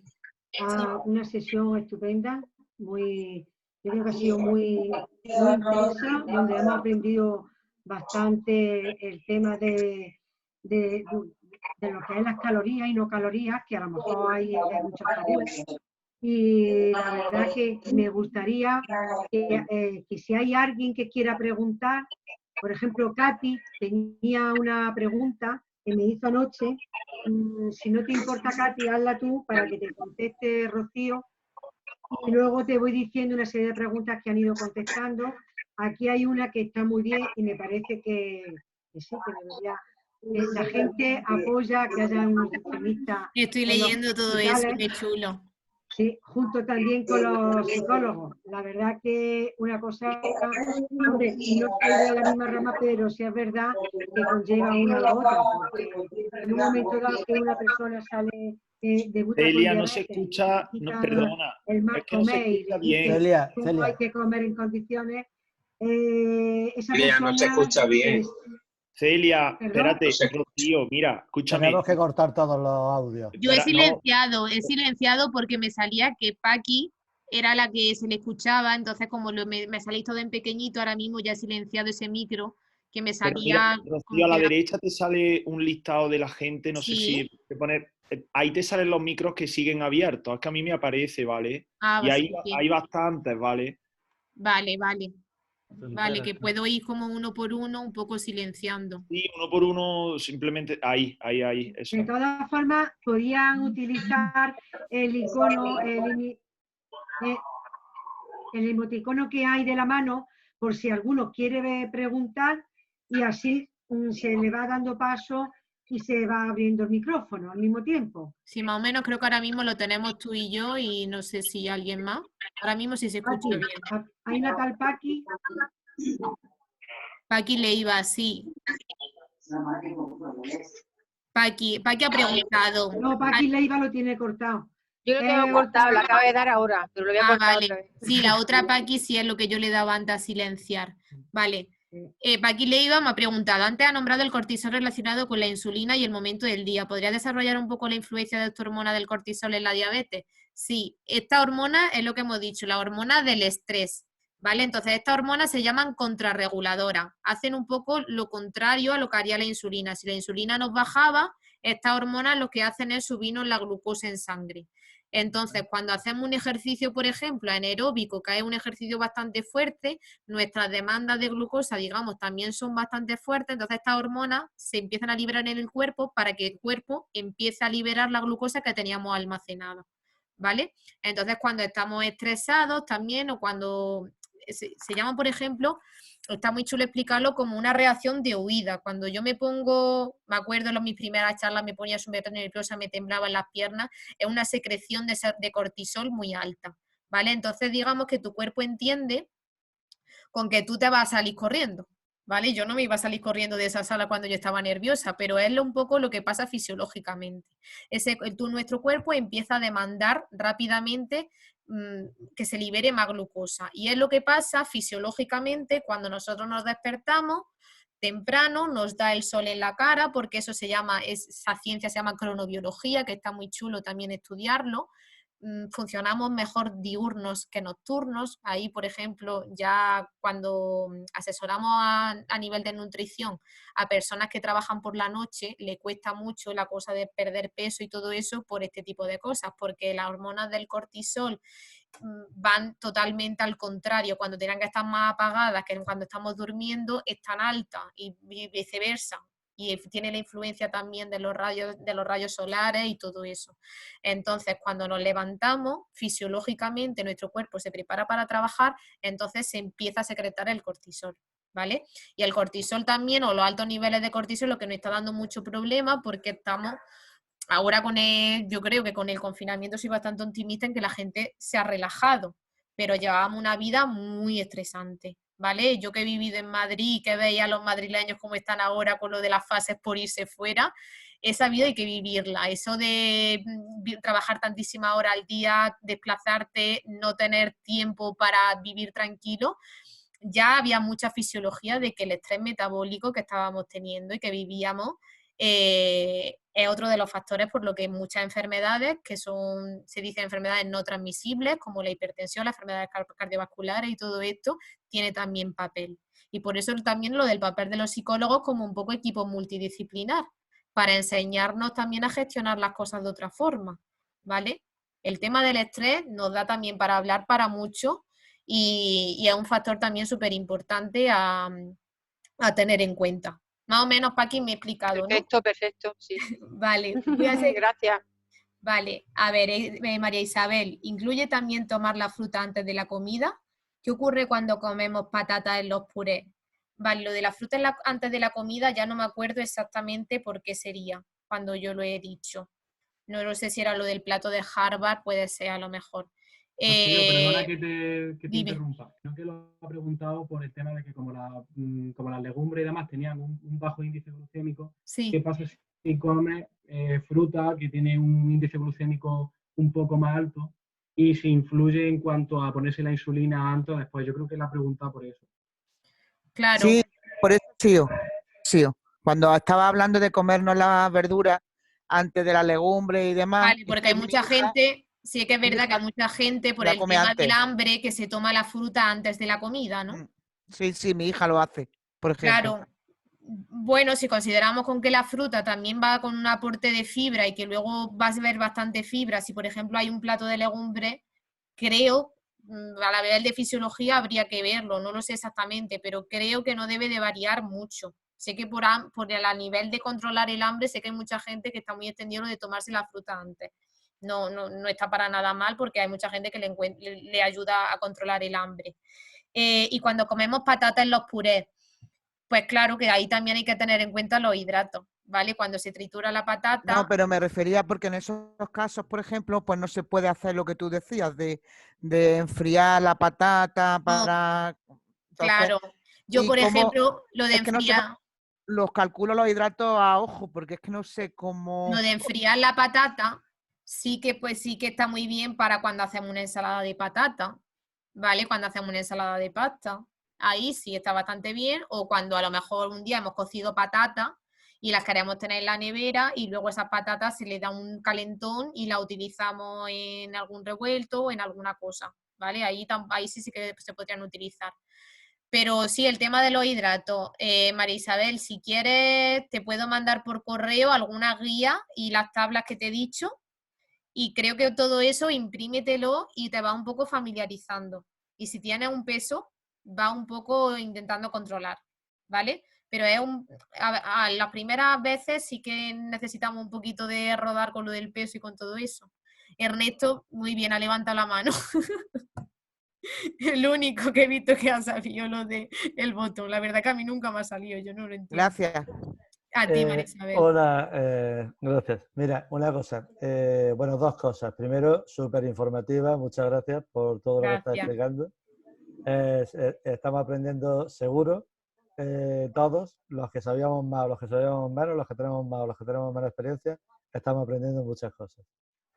Y bueno, era recordarte una pregunta que te hice, creo que fue en el documento de Google, que hablabas de una cosa que estuvimos hablando el otro día también, de una dieta 16-8, de... Ayuno intermitente. de eso, exactamente. Y bueno, en general te puse un enlace de un tal Don Sacarino. De Don Sacarino, sí, de Adrián.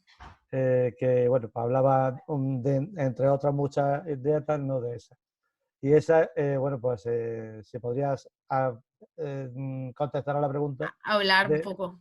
De si puede producir cetoacidosis el hacer un ayuno tan prolongado. Vale.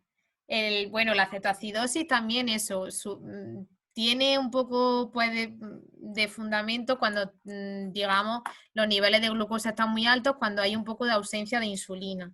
La verdad que es un tema súper novedoso que yo no me atrevo a contestar muy bien porque desconozco ahora mismo. El otro día me metí en las bases de datos de estudio y vi que se está analizando mucho con esto de que ahora mismo también se está haciendo el Ramadán. Entonces, una forma también de estar analizando la diabetes tipo 1 en pacientes con un ayuno también más largo, ¿vale?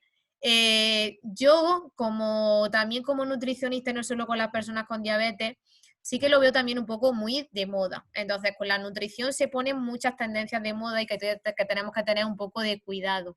Sí que a mí me sirve lo del ayuno, por ejemplo, para gente que no está cómoda comiendo muchas veces al día o que ve un poco mejor el reducir el número de comidas. En eso sí que estoy de acuerdo, porque creo que tenemos que comer 5 o 6 veces al día, que incluso comiendo menos, saciándonos, digamos, nos saciamos mejor, porque pensad que cada vez que nosotros comemos tenemos que secretar esas hormonas del hambre y la saciedad, con lo cual cada vez que comemos, digamos, o sea, cuanto comemos más veces, más hambre tenemos, por resumirlo de alguna forma, ¿vale? Entonces, a mí me gusta lo del ayuno en la cosa de que se restringe un poco, además hay bastantes beneficios por tal de estar aproximadamente hacer un ayuno casi de 12 horas, que sería tan fácil como adelantar un poco la cena, incluso retrasar un pelín el desayuno, en eso no hay ningún tipo de problema. Y a nivel de lo de la cetoacidosis, no te lo sé contestar al 100% porque son cosas súper novedosas que me generan a mí una intriga, ¿vale? Lleva desde hace muy poco tiempo así de moda, digamos, y aplicarlo a personas con diabetes habría un poco que estudiarlo. Mírate, Ernesto, que me has dicho antes que quería hacerle la captura, a los vídeos de ayer, sobre todo el segundo, porque también creo que habló algo de eso, pero también de cetogénica, que también puede estar un poco relacionado a la hora de disminuir tanto el hidrato. ¿Vale? A ver, Paloma. Gracias. ¿No? Bueno, sí, yo. A ver, se oye el audio súper bajito, Paloma. No sé si le puedes dar un poquito de... No. De lo bueno, que dijo. me acerco. A ver, primero muchas gracias porque yo no entiendo mucho y estoy aprendiendo de estas cosas. A ver, yo estoy eliminando los procesos, no tengo diabetes, tengo mi padre con diabetes tipo 2 y estamos aquí aprendiendo muchas cosas. A ver, estoy eliminando los procesados y estoy haciéndome más amiga de los dulces caseros y todo eso, y cuando va al supermercado pues hay mucho lío. Está la stevia, el azúcar blanco, el azúcar moreno, los edulcorantes, bueno, la miel, el aspartamo. La panela, la stevia, todo, sí. Entonces, a la hora de hacer tu propio dulce, para eliminar un poco... Claro, el azúcar, que es más sano o que queda mejor también, ¿no? Sí. Sí, a nivel de horno me parece que la stevia creo que queda bastante bien, ¿vale? Yo la verdad que yo casi todo me he acostumbrado a todos los bizcochos y cosas así a meter fruta para endulzar, ¿vale? Intentar meter plátano maduro o meter un poco de manzana con canela al microondas que se queda como un poco cocida. Y entonces eso lo metes en una combinación queda bien un poco las pasas. Sí que te he puesto ahí también los dátiles, pero acordaros que tienen índice glucémico alto, ¿vale? Que también al final no dejan de tener azúcar. Pero yo me pasaría más a la fruta para endulzar. Es cuestión de acostumbrarse, ¿vale? Sí que puedes poner un poquito de edulcorante y poner más fruta, pero la verdad que en los sabores, metiendo plátano que esté bastante más maduro, que está muy dulce, y haciendo un poco eso que te he dicho de la manzana con canela, os va a sorprender porque eso en una masa, por ejemplo, si queréis hacer crepes con alguna harina de avena, por ejemplo, metéis huevo, metéis un poquito de leche o de bebidas vegetales, se hace una masa, se hace como crepes, se puede derretir un poco de chocolate negro y se tienen unos crepes muchísimo más bajos, con bastante fibra, con bastante proteína, que uno con harina blanca, con harina refinada, ¿vale? Ahí probarlo, y a la hora de también de los bizcochos, la avena se puede utilizar muy bien. O bien la harina de avena que ya viene hecha, o los copos de avena se pueden triturar un poco en la batidora, o si tenéis Thermomix o algo así, se trituran y se pueden poner y funciona muy bien, ¿vale? Vale. Gracias. Vale. Salomé ha Mira, levantado la mano. Sí, buenas, hola. Hola. Buenas tardes, agradecerte muchísimo porque todos creo que estamos aprendiendo, porque respecto a lo que planteas, si es necesario una nutricionista, yo hablo de mi experiencia, las enfermeras nos intentan dar toda la información que pueden con respecto a, pues bueno, cuando nos enseñan raciones, cuando nos enseñan pues, el proceso para la alimentación. Sí. Pero yo entiendo que quien sabe más de nutrición son los nutricionistas. O sea, las enfermeras son enfermeras y los nutricionistas nutricionistas y los psicólogos psicólogos, es decir, que cada uno tiene su papel y su función, que son, yo creo que son todos necesarios y complementarios, en mi opinión. Y luego te quiero hacer un comentario. Bueno, yo soy diabética tipo 1, pero de hace 17 años. Lo que pasa es que bomba llevo unos meses utilizando. Anteriormente yo era de bolígrafo, ¿vale? Y cuando has comentado lo de ponerte la insulina antes, que además has dicho la anécdota de que tu hermana hace poco tiempo que lo empezó a practicar, yo no sé si tu hermana tiene bomba o no tiene bomba. No. El problema de ponerte la insulina antes es que da mucho miedo que te dé una bajada. Claro. Yo no lo he hecho en estos 17 años, nunca hasta ahora, que tengo bomba y sensor, hasta que yo no he tenido bomba y sensor. Y he sabido perfectamente, te vas a sorprender de lo que te voy a decir, en el desayuno me pongo la insulina 45 minutos antes de empezar a desayunar, normalmente, entre media hora y 45 minutos. Y entonces cuando yo puedo desayunar y que la postprandial esté medio controlada. Claro. O sea que este pico que decía... Habrá pocas personas, pero es verdad que yo en el desayuno tengo ese problema. Que yo lo he retenido siempre, pero nunca lo he sabido hasta que lo he tenido. Ahora como lo tengo y puedo valorar, si yo amanezco, pero no es que yo amanezca alta, a lo mejor amanezco en 130. Claro. 20, 140. Pero si yo me pongo la insulina y desayuno, se me va, aunque luego a las 2-3 horas esté bien. Quiero decir que no es que la dosis de hidrato y ración no esté correcta, está correcta. No. Lo que pasa es que no le da tiempo a casarse. ¿Qué pasa? Que teniendo el sensor que te dice cómo está en cada momento, puedes manipular eso. Si tú no tienes esa herramienta, hablando mal y pronto, te cagas las patas abajo. Total. No me ocurriría nunca ponerme la insulina y esperarme media hora para comer o para desayunar si no lo estoy viendo. Ahora, sí, he visto que mi hermana ahora va a hablar, pero también podemos contar un poco nuestra historia. Yo me acuerdo es que lo tengo como aquí de cuántas veces hemos tenido un miedo total a que mi hermana se iba a desmayar o tal, sí, porque tardaba más la comida en venir y era como 5 minutos, estábamos en la cola de más pequeña, en un Burger King o algo así, ni tardaban y yo pensaba que se mareaba, claro, era un miedo. No, lo que hacemos es no ponernos la insulina hasta que no tenemos certeza de que vamos a comer. Era claro, la poníais uno en el momento y luego al final, pues eso, el pico de después de comer y bueno. Pero eso se llama ser diabético ciego y con sensores somos diabéticos con los ojos abiertos. Total, es que no hemos hablado de los sensores de los no medidores no continuos. hay palabras. Es una barbaridad lo que se aprende, lo de las tendencias. Yo ahora que eso que con mi hermana lo tengo aquí conectado en el ordenador, lo vamos viendo, vamos sacando nuestras propias conclusiones, pues se ha sido impresionante lo que se avanza. Es que eso abre un abanico de posibilidades. Y alguien no lo tiene puesto, que lo pida, que eso, porque ahora que ha salido además el de la alarma, ella lleva muy poquito de tiempo utilizándolo, pero es una maravilla. A ver. Pues muchas gracias. Yo quería... cola esperando a que nos llegue. Ernesto, claro, que estáis esperando a que nos llegue. Eso ya son otras cosas que yo ya, ojalá le pudiera tirar de la oreja a los que lo reparten, pero no puedo. Yo quería hacerte una pregunta. Vale, Paqui. ¿Me oyes, no? Sí, bueno, sí. primero muchas gracias. A quien habla, no el que me pierdo, no sé de dónde viene. Primero darte las gracias por tu intervención. Gracias. Ha sido muy interesante. Y ahora te quería hacer una pregunta que no sé si me la podrás responder, pero bueno, yo te la voy a hacer. Hombre, yo tengo un problemilla, que yo cuando como, pues me pongo mi insulina, normalmente me la pongo siempre después de comer porque te explico el problema, y me baja el azúcar muy rápido. O sea, que yo a las 2 horas puedo tener una bajada o estar el azúcar normal.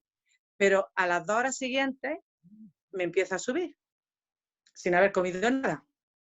O sea, que yo a lo mejor me baja a 75 o 80, ¿no? Y aguanto un poquito, a ver si me remonta sola y no tengo que comer porque sé lo que me pasa luego. Entonces, pues no como, a veces consigo aguantar y a la hora, 2 horas, puedo estar en 250. ¿Eso tiene una explicación? A mí se me escapa, la verdad. Yo entiendo Pues que es más de yo- endocrino, no sé si alguien quiere Ya, hablar o ya, aportar yo su... pienso que será más bien de no- endocrino, pero por si tenía algo que ver relacionado con la comida. Digo, es que no lo sé, porque Perdona es una que cosa no- rara que se me A está ver, dando está ahora. hablando... Sí, espera un momento, Paqui, que te está respondiendo Celia, te está hablando su hijo. Sí, perdona que no sé ni dónde se levanta la mano, así que... No pasa nada. Digo, por si puedo ayudar un poco, porque yo tampoco soy profesional. Al fin y al cabo yo hablo de mi propia experiencia como diabético. Te oigo muy bajito. Sí, que Me se voy a oye acercar un bajito. poco el ordenador, Vale. a ver si así se Vale, oye vale. un poquillo mejor. Digo que yo al final hablo como diabético y por mi experiencia, no soy profesional, pero a mí cuando me ha pasado ese tipo de cosas, porque yo creo que a casi todos los que estamos aquí de oyentes nos ha pasado algo parecido, parece más ajuste de insulina que incluso la propia comida que se ingiere. Es decir, yo por ejemplo, cuando a mí me ha pasado, no sé si se oye o... Es que ajuste de insulina no. No, Porque que es que a te mí oigo cuando... muy mal. Se Digo, entrecorta. ¿el resto Me voy a también mover. me escucha Me voy a mover. muy mal o...? Me voy a mover, que igual mi cobertura. Dime. Vale. Lo que comentaba era que a mí cuando me ha pasado eso ha sido sobre todo por ajuste de insulina. Es decir, las 2 primeras horas he tendido a la bajada porque a lo mejor tenía más insulina rápida de la que me corresponde y entonces solía estar incluso bien y luego a las 2 horas siguientes me empieza a subir. ¿Por qué? Porque ya depende de la insulina basal o lenta. Si la insulina lenta o basal te estás poniendo menos, al final va a tender a subir, a hacer pico. Ya, Claro, pero tú tienes... el tema es que yo la insulina basal no puedo ponerme mal más porque a las 6 de la mañana, 7 de la mañana me pega un bajón. Claro, imagino que lo que usa es bolígrafo. Sí, utilizo Tresiva. Claro, te comprendo perfectamente porque yo usaba Tresiva ¿Y has probado a cambiar la hora de ponerte la basal? Claro.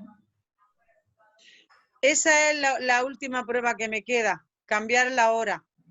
Eso es lo que Cambiar tienes la que hora de probar. la basal. Lleva razón el hijo de Celia, es por el tema de la basal, pero cámbiate la hora en la que te la pones. Porque, Paqui, ¿te pasa con la comida y con la cena o solo con la comida al mediodía? No, también me pasa muchísimas veces con la cena. Con la cena. No, pero da Es igual como, porque yo muchas pienso, veces...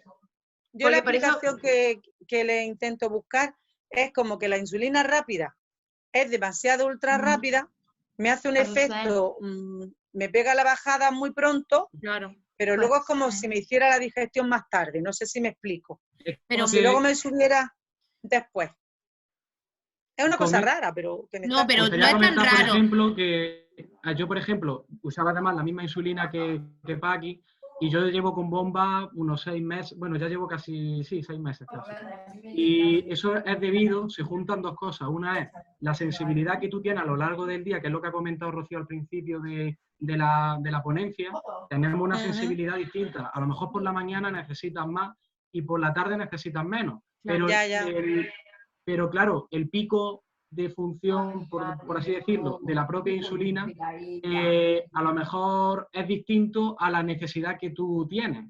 Entonces, con un bolígrafo, normalmente o se cambia de hora Y eso es mejor siempre hablarlo con el profesional, que es el que Claro. probablemente pueda ajustar mejor la hora. Es que en eso estoy. O En muchas eso veces estoy. incluso deciden cambiar la insulina tresiva La por otra tresiva. insulina de menos duración y se parte en 2 en el día para que se ajuste a tu... Por si acaso te Claro, puedo guiar pero un poco y daos se lo puedes cuenta que la comentar al tresiva, profesional. daos cuenta que la tresiva es muy plana. O sea que es que puede que influya el horario, pero Se supone que es es muy muy plana, pero a mí, por ejemplo, no me cubría exactamente las necesidades, porque es lo que ha comentado Rocío también con el tema del cortisol y demás, y ya sabemos que hay efecto del alba, y muchas veces necesitan más insulina por la mañana, luego por la noche menos. Entonces, No, eso yo lo el sé también. bolígrafo, al ser una basal de 24 horas o más, al final da para lo que da. Yo ahora, por ejemplo, con la bomba tengo ajustado cada tanta hora. Entonces, por las mañanas tengo, a lo mejor, mira, fíjate hasta qué punto que yo me pongo entre la 1 de la noche y 5 de la mañana una basal de 0,350 unidades de insulina, es decir, casi nada, y el resto del día estoy entre 0,900 y algo y 0,800 y algo de insulina. Es casi una unidad. Es decir, que durante 5 horas estoy casi sin insulina. Es justamente lo que necesito. Eso la tresiva o un bolígrafo es muy difícil que te lo dé, que use otra insulina, se partan en 2 o se cambie la hora. Claro, es que lo que Tampoco estábamos hablando antes, es lo que estábamos hablando antes de la información. Yo con el sensor, yo antes me hacía mi análisis a las 2 horas de haber comido, la tenía perfecta, estupendo. Y luego cuando llegaba la hora de la cena decía yo, madre mía, pero si yo no he merendado ni he comido nada y la tengo altísima. Claro, ahora lo vas viendo en el sensor como poco a poco, progresivamente va subiendo, va subiendo, va subiendo, inexplicablemente, digamos, porque no he comido nada. Pero claro, me he tenido que bajar basal desde que estamos en el confinamiento porque me daban hasta 3 bajadas en la noche, que es por lo que me he bajado un poco. Perfectamente. Entonces, pues tengo que ver al endocrino a ver la solución que me da. Ya está. Sí. Porque ya de mi cuenta, pues como que no me atrevo a hacer muchos cambios con la insulina. Y nosotros al final como alimentación tenemos, pero podemos indagar un poco lo que pasa, pero a nivel de tocar cosas de medicación tiene que ser el médico. Claro, pero y yo tener decía en cuenta cada insulina cómo actúa, los cambios. Yo decía, igual tarda más tiempo hasta cuando se hace un cambio en... Claro, yo decía, a ver si algún alimento de los que me como me hace que luego... A ver, había que hacer una historia clínica, pero eso es lo mejor que en tu sesión con tu endocrino te hagan un poco de historia, se vea cuando pasa, tú sí puedes hacer hasta que tengas una cita con el endocrino un poco de registro y ver cuándo te pasa, con qué tipo de alimentos, ajustar los valores y cuando tenga el profesional delante se lo muestra y dice, mira, esto es lo que pasó. Hombre, si tiene el sensor también se registran un poco los datos, pero también ir anotando, porque así te van a aconsejar muchísimo mejor. Catalina Molina levanta la mano. Muchas gracias. A ti, Paqui. A ver, Catalina. Ah, vale, has levantado, pero Catalina, te tienes que activar el micro. Ahora. Rocío, buena, muchas gracias por la ponencia. Gracias. Mira, yo la pregunta que le hice ayer a Celia y es la que te quiero transmitir, es que al cabo del día, más o menos, hay unos hidratos estipulados, 10, 12, 15 raciones, sí, de hidratos. Sí, porque entiendo que son pautas fijas que os ha dado el endocrino, ¿no? No, a nosotros no. Que es un poco tu pregunta, que si hay unas recomendaciones, ¿no? Exactamente, si hay unas recomendaciones de hidratos, porque nosotros hay días que a lo mejor Lorenzo hijo por la mañana, porque es Lorenzo padre y Lorenzo hijo. Sí, vale. Y por la mañana desayuna 3 raciones, luego a media mañana cuando estaban en el instituto se comía otras 2 y cuando me lo acordaba más a la noche hacía yo la cuenta y a lo mejor se había comido como quisiera pizza o al mediodía comiéramos pasta o algo, se había comido una barbaridad al día de hidratos, 15, 16, 18, no sé si eso es recomendable. No hay como un poco a modo de resumen de la ponencia, ya he visto que no hay en sí unas recomendaciones, pero que ganamos en control glucémico si tendemos un poco a reducir. ¿Vale? Entonces, que elijamos un poco de variedad de alimentos, también según la edad que tenga un poco tu hijo o lo que sea. Pues no abusar mucho de las pizzas, que podemos, si queremos hacer pizza una vez a la semana, hacerla con harina integral, ¿vale? Y entonces ahí reducimos raciones. ¿vale? Entonces, pues tiras también más de legumbres, reducir un poco cantidad de patata. También a lo mejor un chaval más joven que tiene un poco que tiene más actividad física, pues a lo mejor él se puede permitir tomar un poco más de hidrato que según el estilo de vida, que no lo sé, pero a lo mejor Lorenzo padre tiene una vida un poco más, no sé, más sedentaria que su hijo, pues un poco habría que ajustar, ¿vale? Pero que una ración estipulada no hay. Ya a partir nos podemos meter en más a partir que se consideraría de una dieta baja en hidratos de carbono o tal, que serían a partir de 130 gramos, bueno, ya cosas un poco más técnicas. Pero en resumen, no conviene abusar ni tener una alimentación muy alta en hidratos. ¿Os acordáis de ese plato de Harvard que os he dicho que venía con la foto? Pues, por ejemplo, si en una ración, en una comida ya pongo patata o pongo pasta, pues evito el pan, ¿vale? Porque voy a conseguir mejor control glucémico y voy a estar más saludable, ¿vale? Y a la hora de no coger peso y todo eso, también son cosas que hay que tener en cuenta. El que no conviene mucho, que hay días que a lo mejor podemos comer pescado con verdura y prácticamente no estamos comiendo hidratos, o que nos queremos comer una rebanadita de pan pequeña, que para lo del control de la insulina también es más fácil. Pero, por ejemplo, si hoy he comido un día pasta y al día siguiente como arroz y al día siguiente como patatas guisadas con carne, pues al final ya es más cantidad de hidratos, ¿vale? Entonces intentar variar. Si fundamentamos más la alimentación en mucho pescado, mucha verdura, muchas legumbres y cosas así, ya veréis como al final no se recurre tanto al hidrato. Pero va en función también del ejercicio físico, porque no se puede extrapolar una vida más sedentaria a una persona que haga atletismo y que necesite bastante cantidad de hidratos. Los hidratos no son malos, que mucha gente los tiene demonizados, pero sí que los tenemos que ajustar en función a un poco al nivel de ejercicio físico. Yo leí una frase que me encanta, que la tengo por ahí en mis materiales que utilizo con las consultas. Que hay que ganárselo, los hidratos de carbono hay que ganárselo. Entonces, pues si yo hago más ejercicio, puedo permitirme, digamos, consumir un poco de más cantidad. Muy bien. ¿Vale? Y así además luchamos para movernos un poquito más, que ahora de lo que se trata. Muchas Vale. gracias. Vale, María Jesús, ¿quiere hablar? Que levanto la mano un par de veces. Esta es mi hermana, la que va a hablar ahora, ya os la presento. Hola. Bueno, Hola. muchas gracias, Rocío. Que yo soy diabética desde hace 15 años también. Y igual que he dicho antes, creo que tu nombre es Salomé, ¿no? Bueno, no, aquí nunca dejamos de aprender, ya sabemos todos que con más o menos experiencia nunca dejamos de aprender. Y sí es verdad que desde que mi hermana y yo nos hemos puesto más en serio a dedicarle más tiempo a todo, pues he mejorado muchísimas cosas. Y quería preguntar ahora, bueno, igual que ha dicho Salomé antes, a mí he mejorado muchísimo los picos, ¿no? Yo iba al endocrino y le decía a Alberto, pero ¿cómo puedo reducirme estos picos? Cuando empecé a usar el sensor y veía que igual yo a las 2 horas estaba más o menos bien, pero luego con el sensor ves como tiene ese pico tan grande de insulina después de comer, ¿no? Y bueno, Alberto decía que muchas veces los picos son productos pues de la insulina, ¿no? Que las insulinas tienen un mecanismo de acción que actúa en un tiempo determinado y la comida pues tiene otro tiempo. Entonces nada más que el hecho de perderle un poco el miedo a la hipo, mientras está esperando que la insulina actúe, que Salomé, te entiendo perfectamente, ese miedo lo he tenido yo muchísimas veces, el perderle el miedo a eso y a esperar esos 15, 20 minutos, o eran como 30 o 40 cuando usaba NovoRapid, ahora tengo Fiasp, pues facilita mucho que no se tenga ese pico, ¿no? Y también enganchando con la pregunta de Catalina, también quería comentar que el hecho de reducir lo más posible la cantidad de hidratos de carbono ayuda también porque al final necesitamos menos insulina rápida, ¿no? Entonces yo, por ejemplo, yo llevo 15 años de diabética y yo todavía no sé contar raciones bien. A mí me cuesta muchísimo y yo me he impreso las tablas 800.000 veces y he intentado, bueno, al pesar al final, pues bueno, intentas lo más que puedes, pero es muy difícil. Al final acabamos con el ojímetro.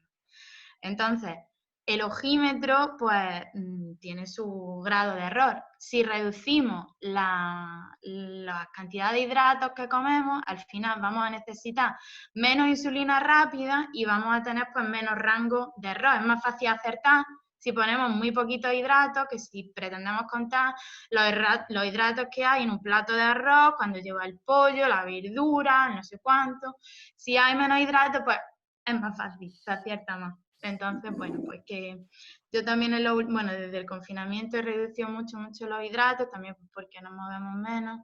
Y a mí la verdad que me ha sentado muy bien, pero claro que también depende, cada persona es un mundo y dependiendo pues del ejercicio que haga cada uno, del nivel de actividad y muchísimas otras cosas, pues se necesita más o menos cantidad, ¿no? Pero que nada, que simplemente a modo de resumen, que reducir los hidratos y darle importancia a la alimentación nos puede ayudar muchísimo a seguir con esta enfermedad por mucho tiempo. Y nada, que muchas gracias a todos y que nos vemos en la próxima. A ver, ¿alguien más? ¿Alguna duda? Ya no sé si hay más manos levantadas. O Celia, si quieres terminar un poco. Marisabel, ¿quieres añadir algo? A ver, te tienes que activar eso. Muy bien. Ya. Vamos, lo primero, darte las gracias, que antes no te he dicho nada, de verdad que me ha ayudado muchísimo. Yo soy muy primeriza en esto, mi niña debutó hace 6 meses solamente, claro. Y para mí esto es un mundo súper complicado, la verdad. Lo entendemos. A todo el mundo le fue difícil también al principio. Vamos, te comento una cosilla. Mi niña tiene 11 años, acaba de ser mujer, ¿vale? Entonces ha hablado del tema de las hormonas, ¿vale? De cuando los niños, cuando se está, pues, digamos que hormonando y demás, ¿no? Antes de tener la menstruación. No sé ni cómo afecta. Solamente llevo, por ejemplo, le he calculado más o menos cuando le toca y tal, y estoy viendo que en estos días, tanto ayer como hoy, tiene picos más altos de glucosa.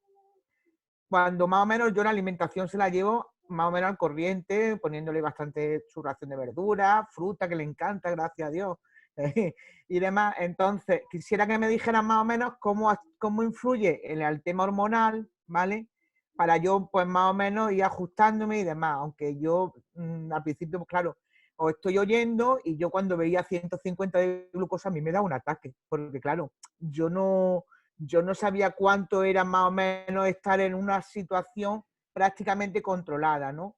Lo de la pizza me ha venido estupendamente porque precisamente la otra noche comió pizza y a las 3 de la mañana fue 249, pero ahí, ala, con dos, ¿sabes? Entonces, bueno, era un poquito, aunque te haya vuelto a preguntar y aunque haya vuelto a entrar en la cuestión. Pues acuérdate sobre todo de la pizza, lo del doble pinchazo. Si quieres, los vídeos que te he mandado lo vuelven a repetir, ¿vale? Pero hay bastantes artículos ya de un poco del factor pizza, que es lo que más la gente reclama. He ido tomando nota de todo, he ido tomando nota. Como comida rica en grasa, hay muchos artículos publicados y está muy chulo.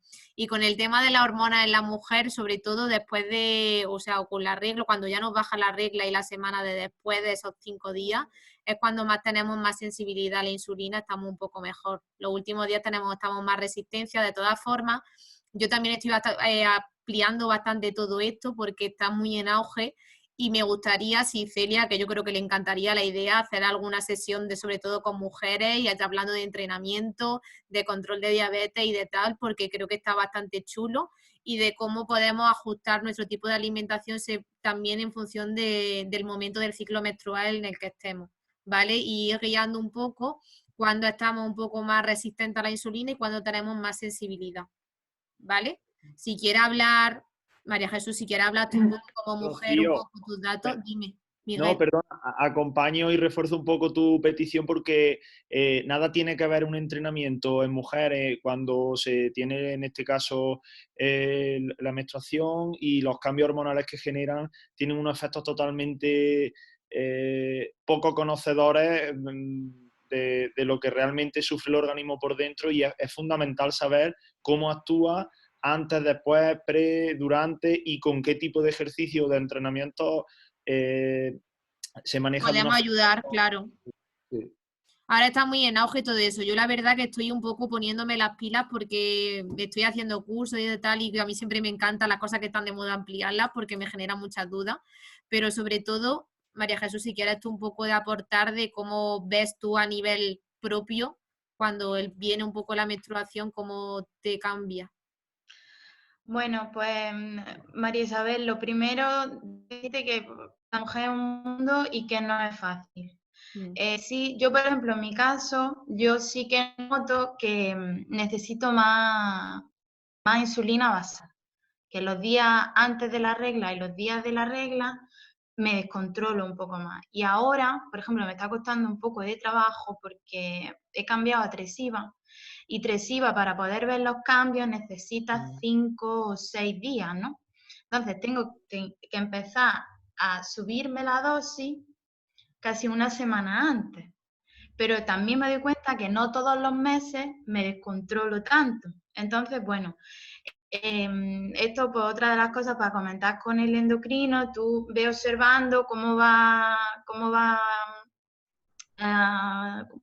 evolucionando ella cada mes, pero normalmente lo que pasa es que eso, estamos más resistentes a la insulina. Entonces, a mí me viene bien subir un poquito la basal, 1 o 2 unidades, y luego pues la comida pues intentar controlar un poco, pues eso, reducir un poco los hidratos, también el andar, el hacer un poco más de ejercicio, pero aquí también se mezcla la cosa de que estás con la regla, te duele la barriga, pues no tienes ganas de hacer ejercicio.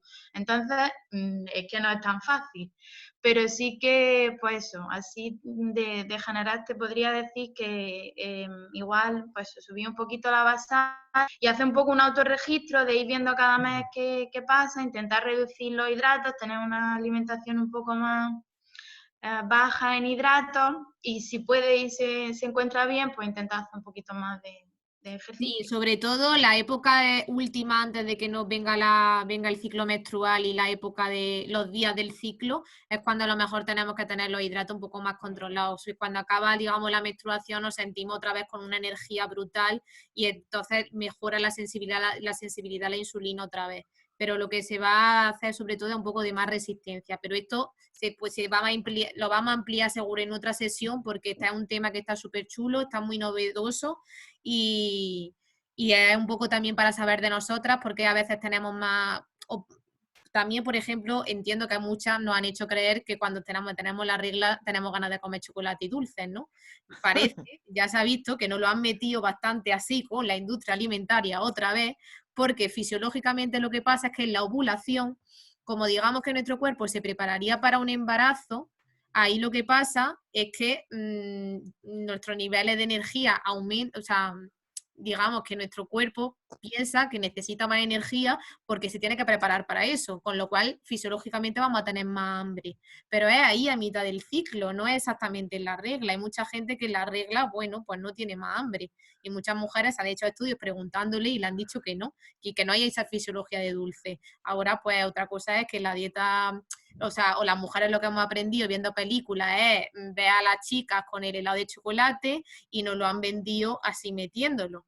Entonces, que hay mucho marketing también detrás y la fisiología es otra cosa. Entonces, sí está fundamentado que cuando viene la ovulación y nos caen un poco las hormonas, sí tenemos más hambre, pero luego los días de antes de la regla y sobre todo en la regla no tiene por qué. Y para ayudar a los dolores menstruales, si bajamos un poco la cantidad de hidrato y reducimos sobre todo los alimentos ultraprocesados, también seguramente lo notemos. En que vamos a tener una molestia un poco, bueno, una de las típicas molestias el primer día, pero seguramente vayan un poco también mejorando, y si no, también se puede hablar de suplementación o de otros micronutrientes que también se involucran ahí. ¿Vale? A ella precisamente cuando más le afecta en los niveles de glucosa es cuando está ovulando, no cuando la tiene. Fíjate. Claro. Es que ahí las hormonas, cuando se hacemos la siguiente sesión, me preparo que tengo muchas gráficas. Muy bien, sí, lo por vaya a favor. ver como la progesterona por un lado, la otra, son muchas hormonas implicadas y cambian un montón. Pues perfecto. Muchas gracias, María Jesús, y gracias, Rocío.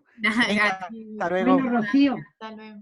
vamos a ver, esto tiene que llegar ya a su término más o menos, porque si no ya no estamos hablando. Se ve que esto da mucha vidilla y tenemos que hacer más porque están demandando que hagamos otro sobre la menopausia.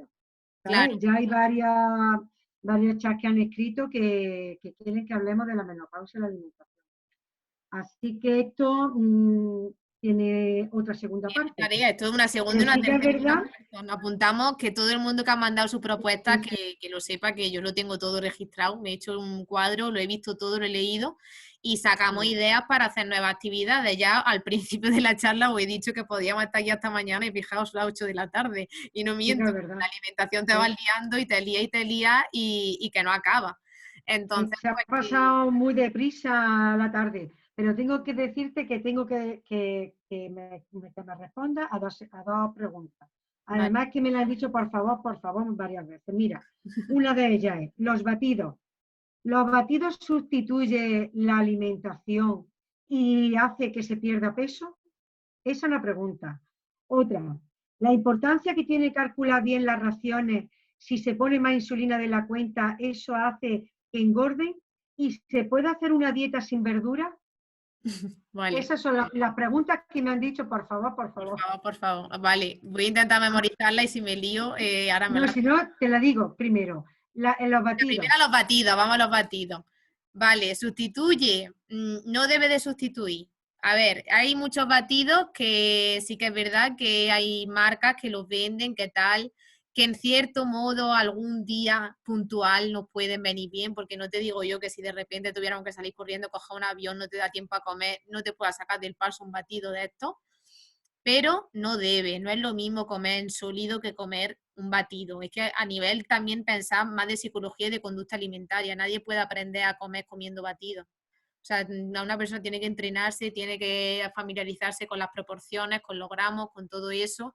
Nos puede sacar del paso algún día, me imagino que se refiere sobre todo a los batidos que vienen en unas soluciones preparadas y se trituran, que no un batido, digamos, de frutas, sino un batido que tiene proteínas, que tiene calorías, que tiene tal. Hay que mirar marcas, porque algunos tienen muchos azúcares. Viene muy bien, por ejemplo, nosotros lo utilizamos cuando hay cirugía bariátrica, sabéis lo que es, las personas que tienen obesidad cuando se someten a una reducción de estómago y cosas así, ahí hay que poner dietas líquidas y ahí se ponen los batidos. Pero para personas que podemos masticar, que tenemos una fisiología normal, que no tenemos ninguna patología, no debe. Eso, igual que lo he dicho antes, que en un cierto punto no tenga tiempo para comer. Hombre, lo ideal sería que modifiquemos un poco nuestro estilo de vida para buscar comer bien y estar un rato comiendo. Eso es lo que he dicho antes de cuando me he quejado del estrés, de que eso tampoco es bueno aprender a comer tan rápido. Y de hecho, pensad cómo hemos aprendido a comer toda la vida.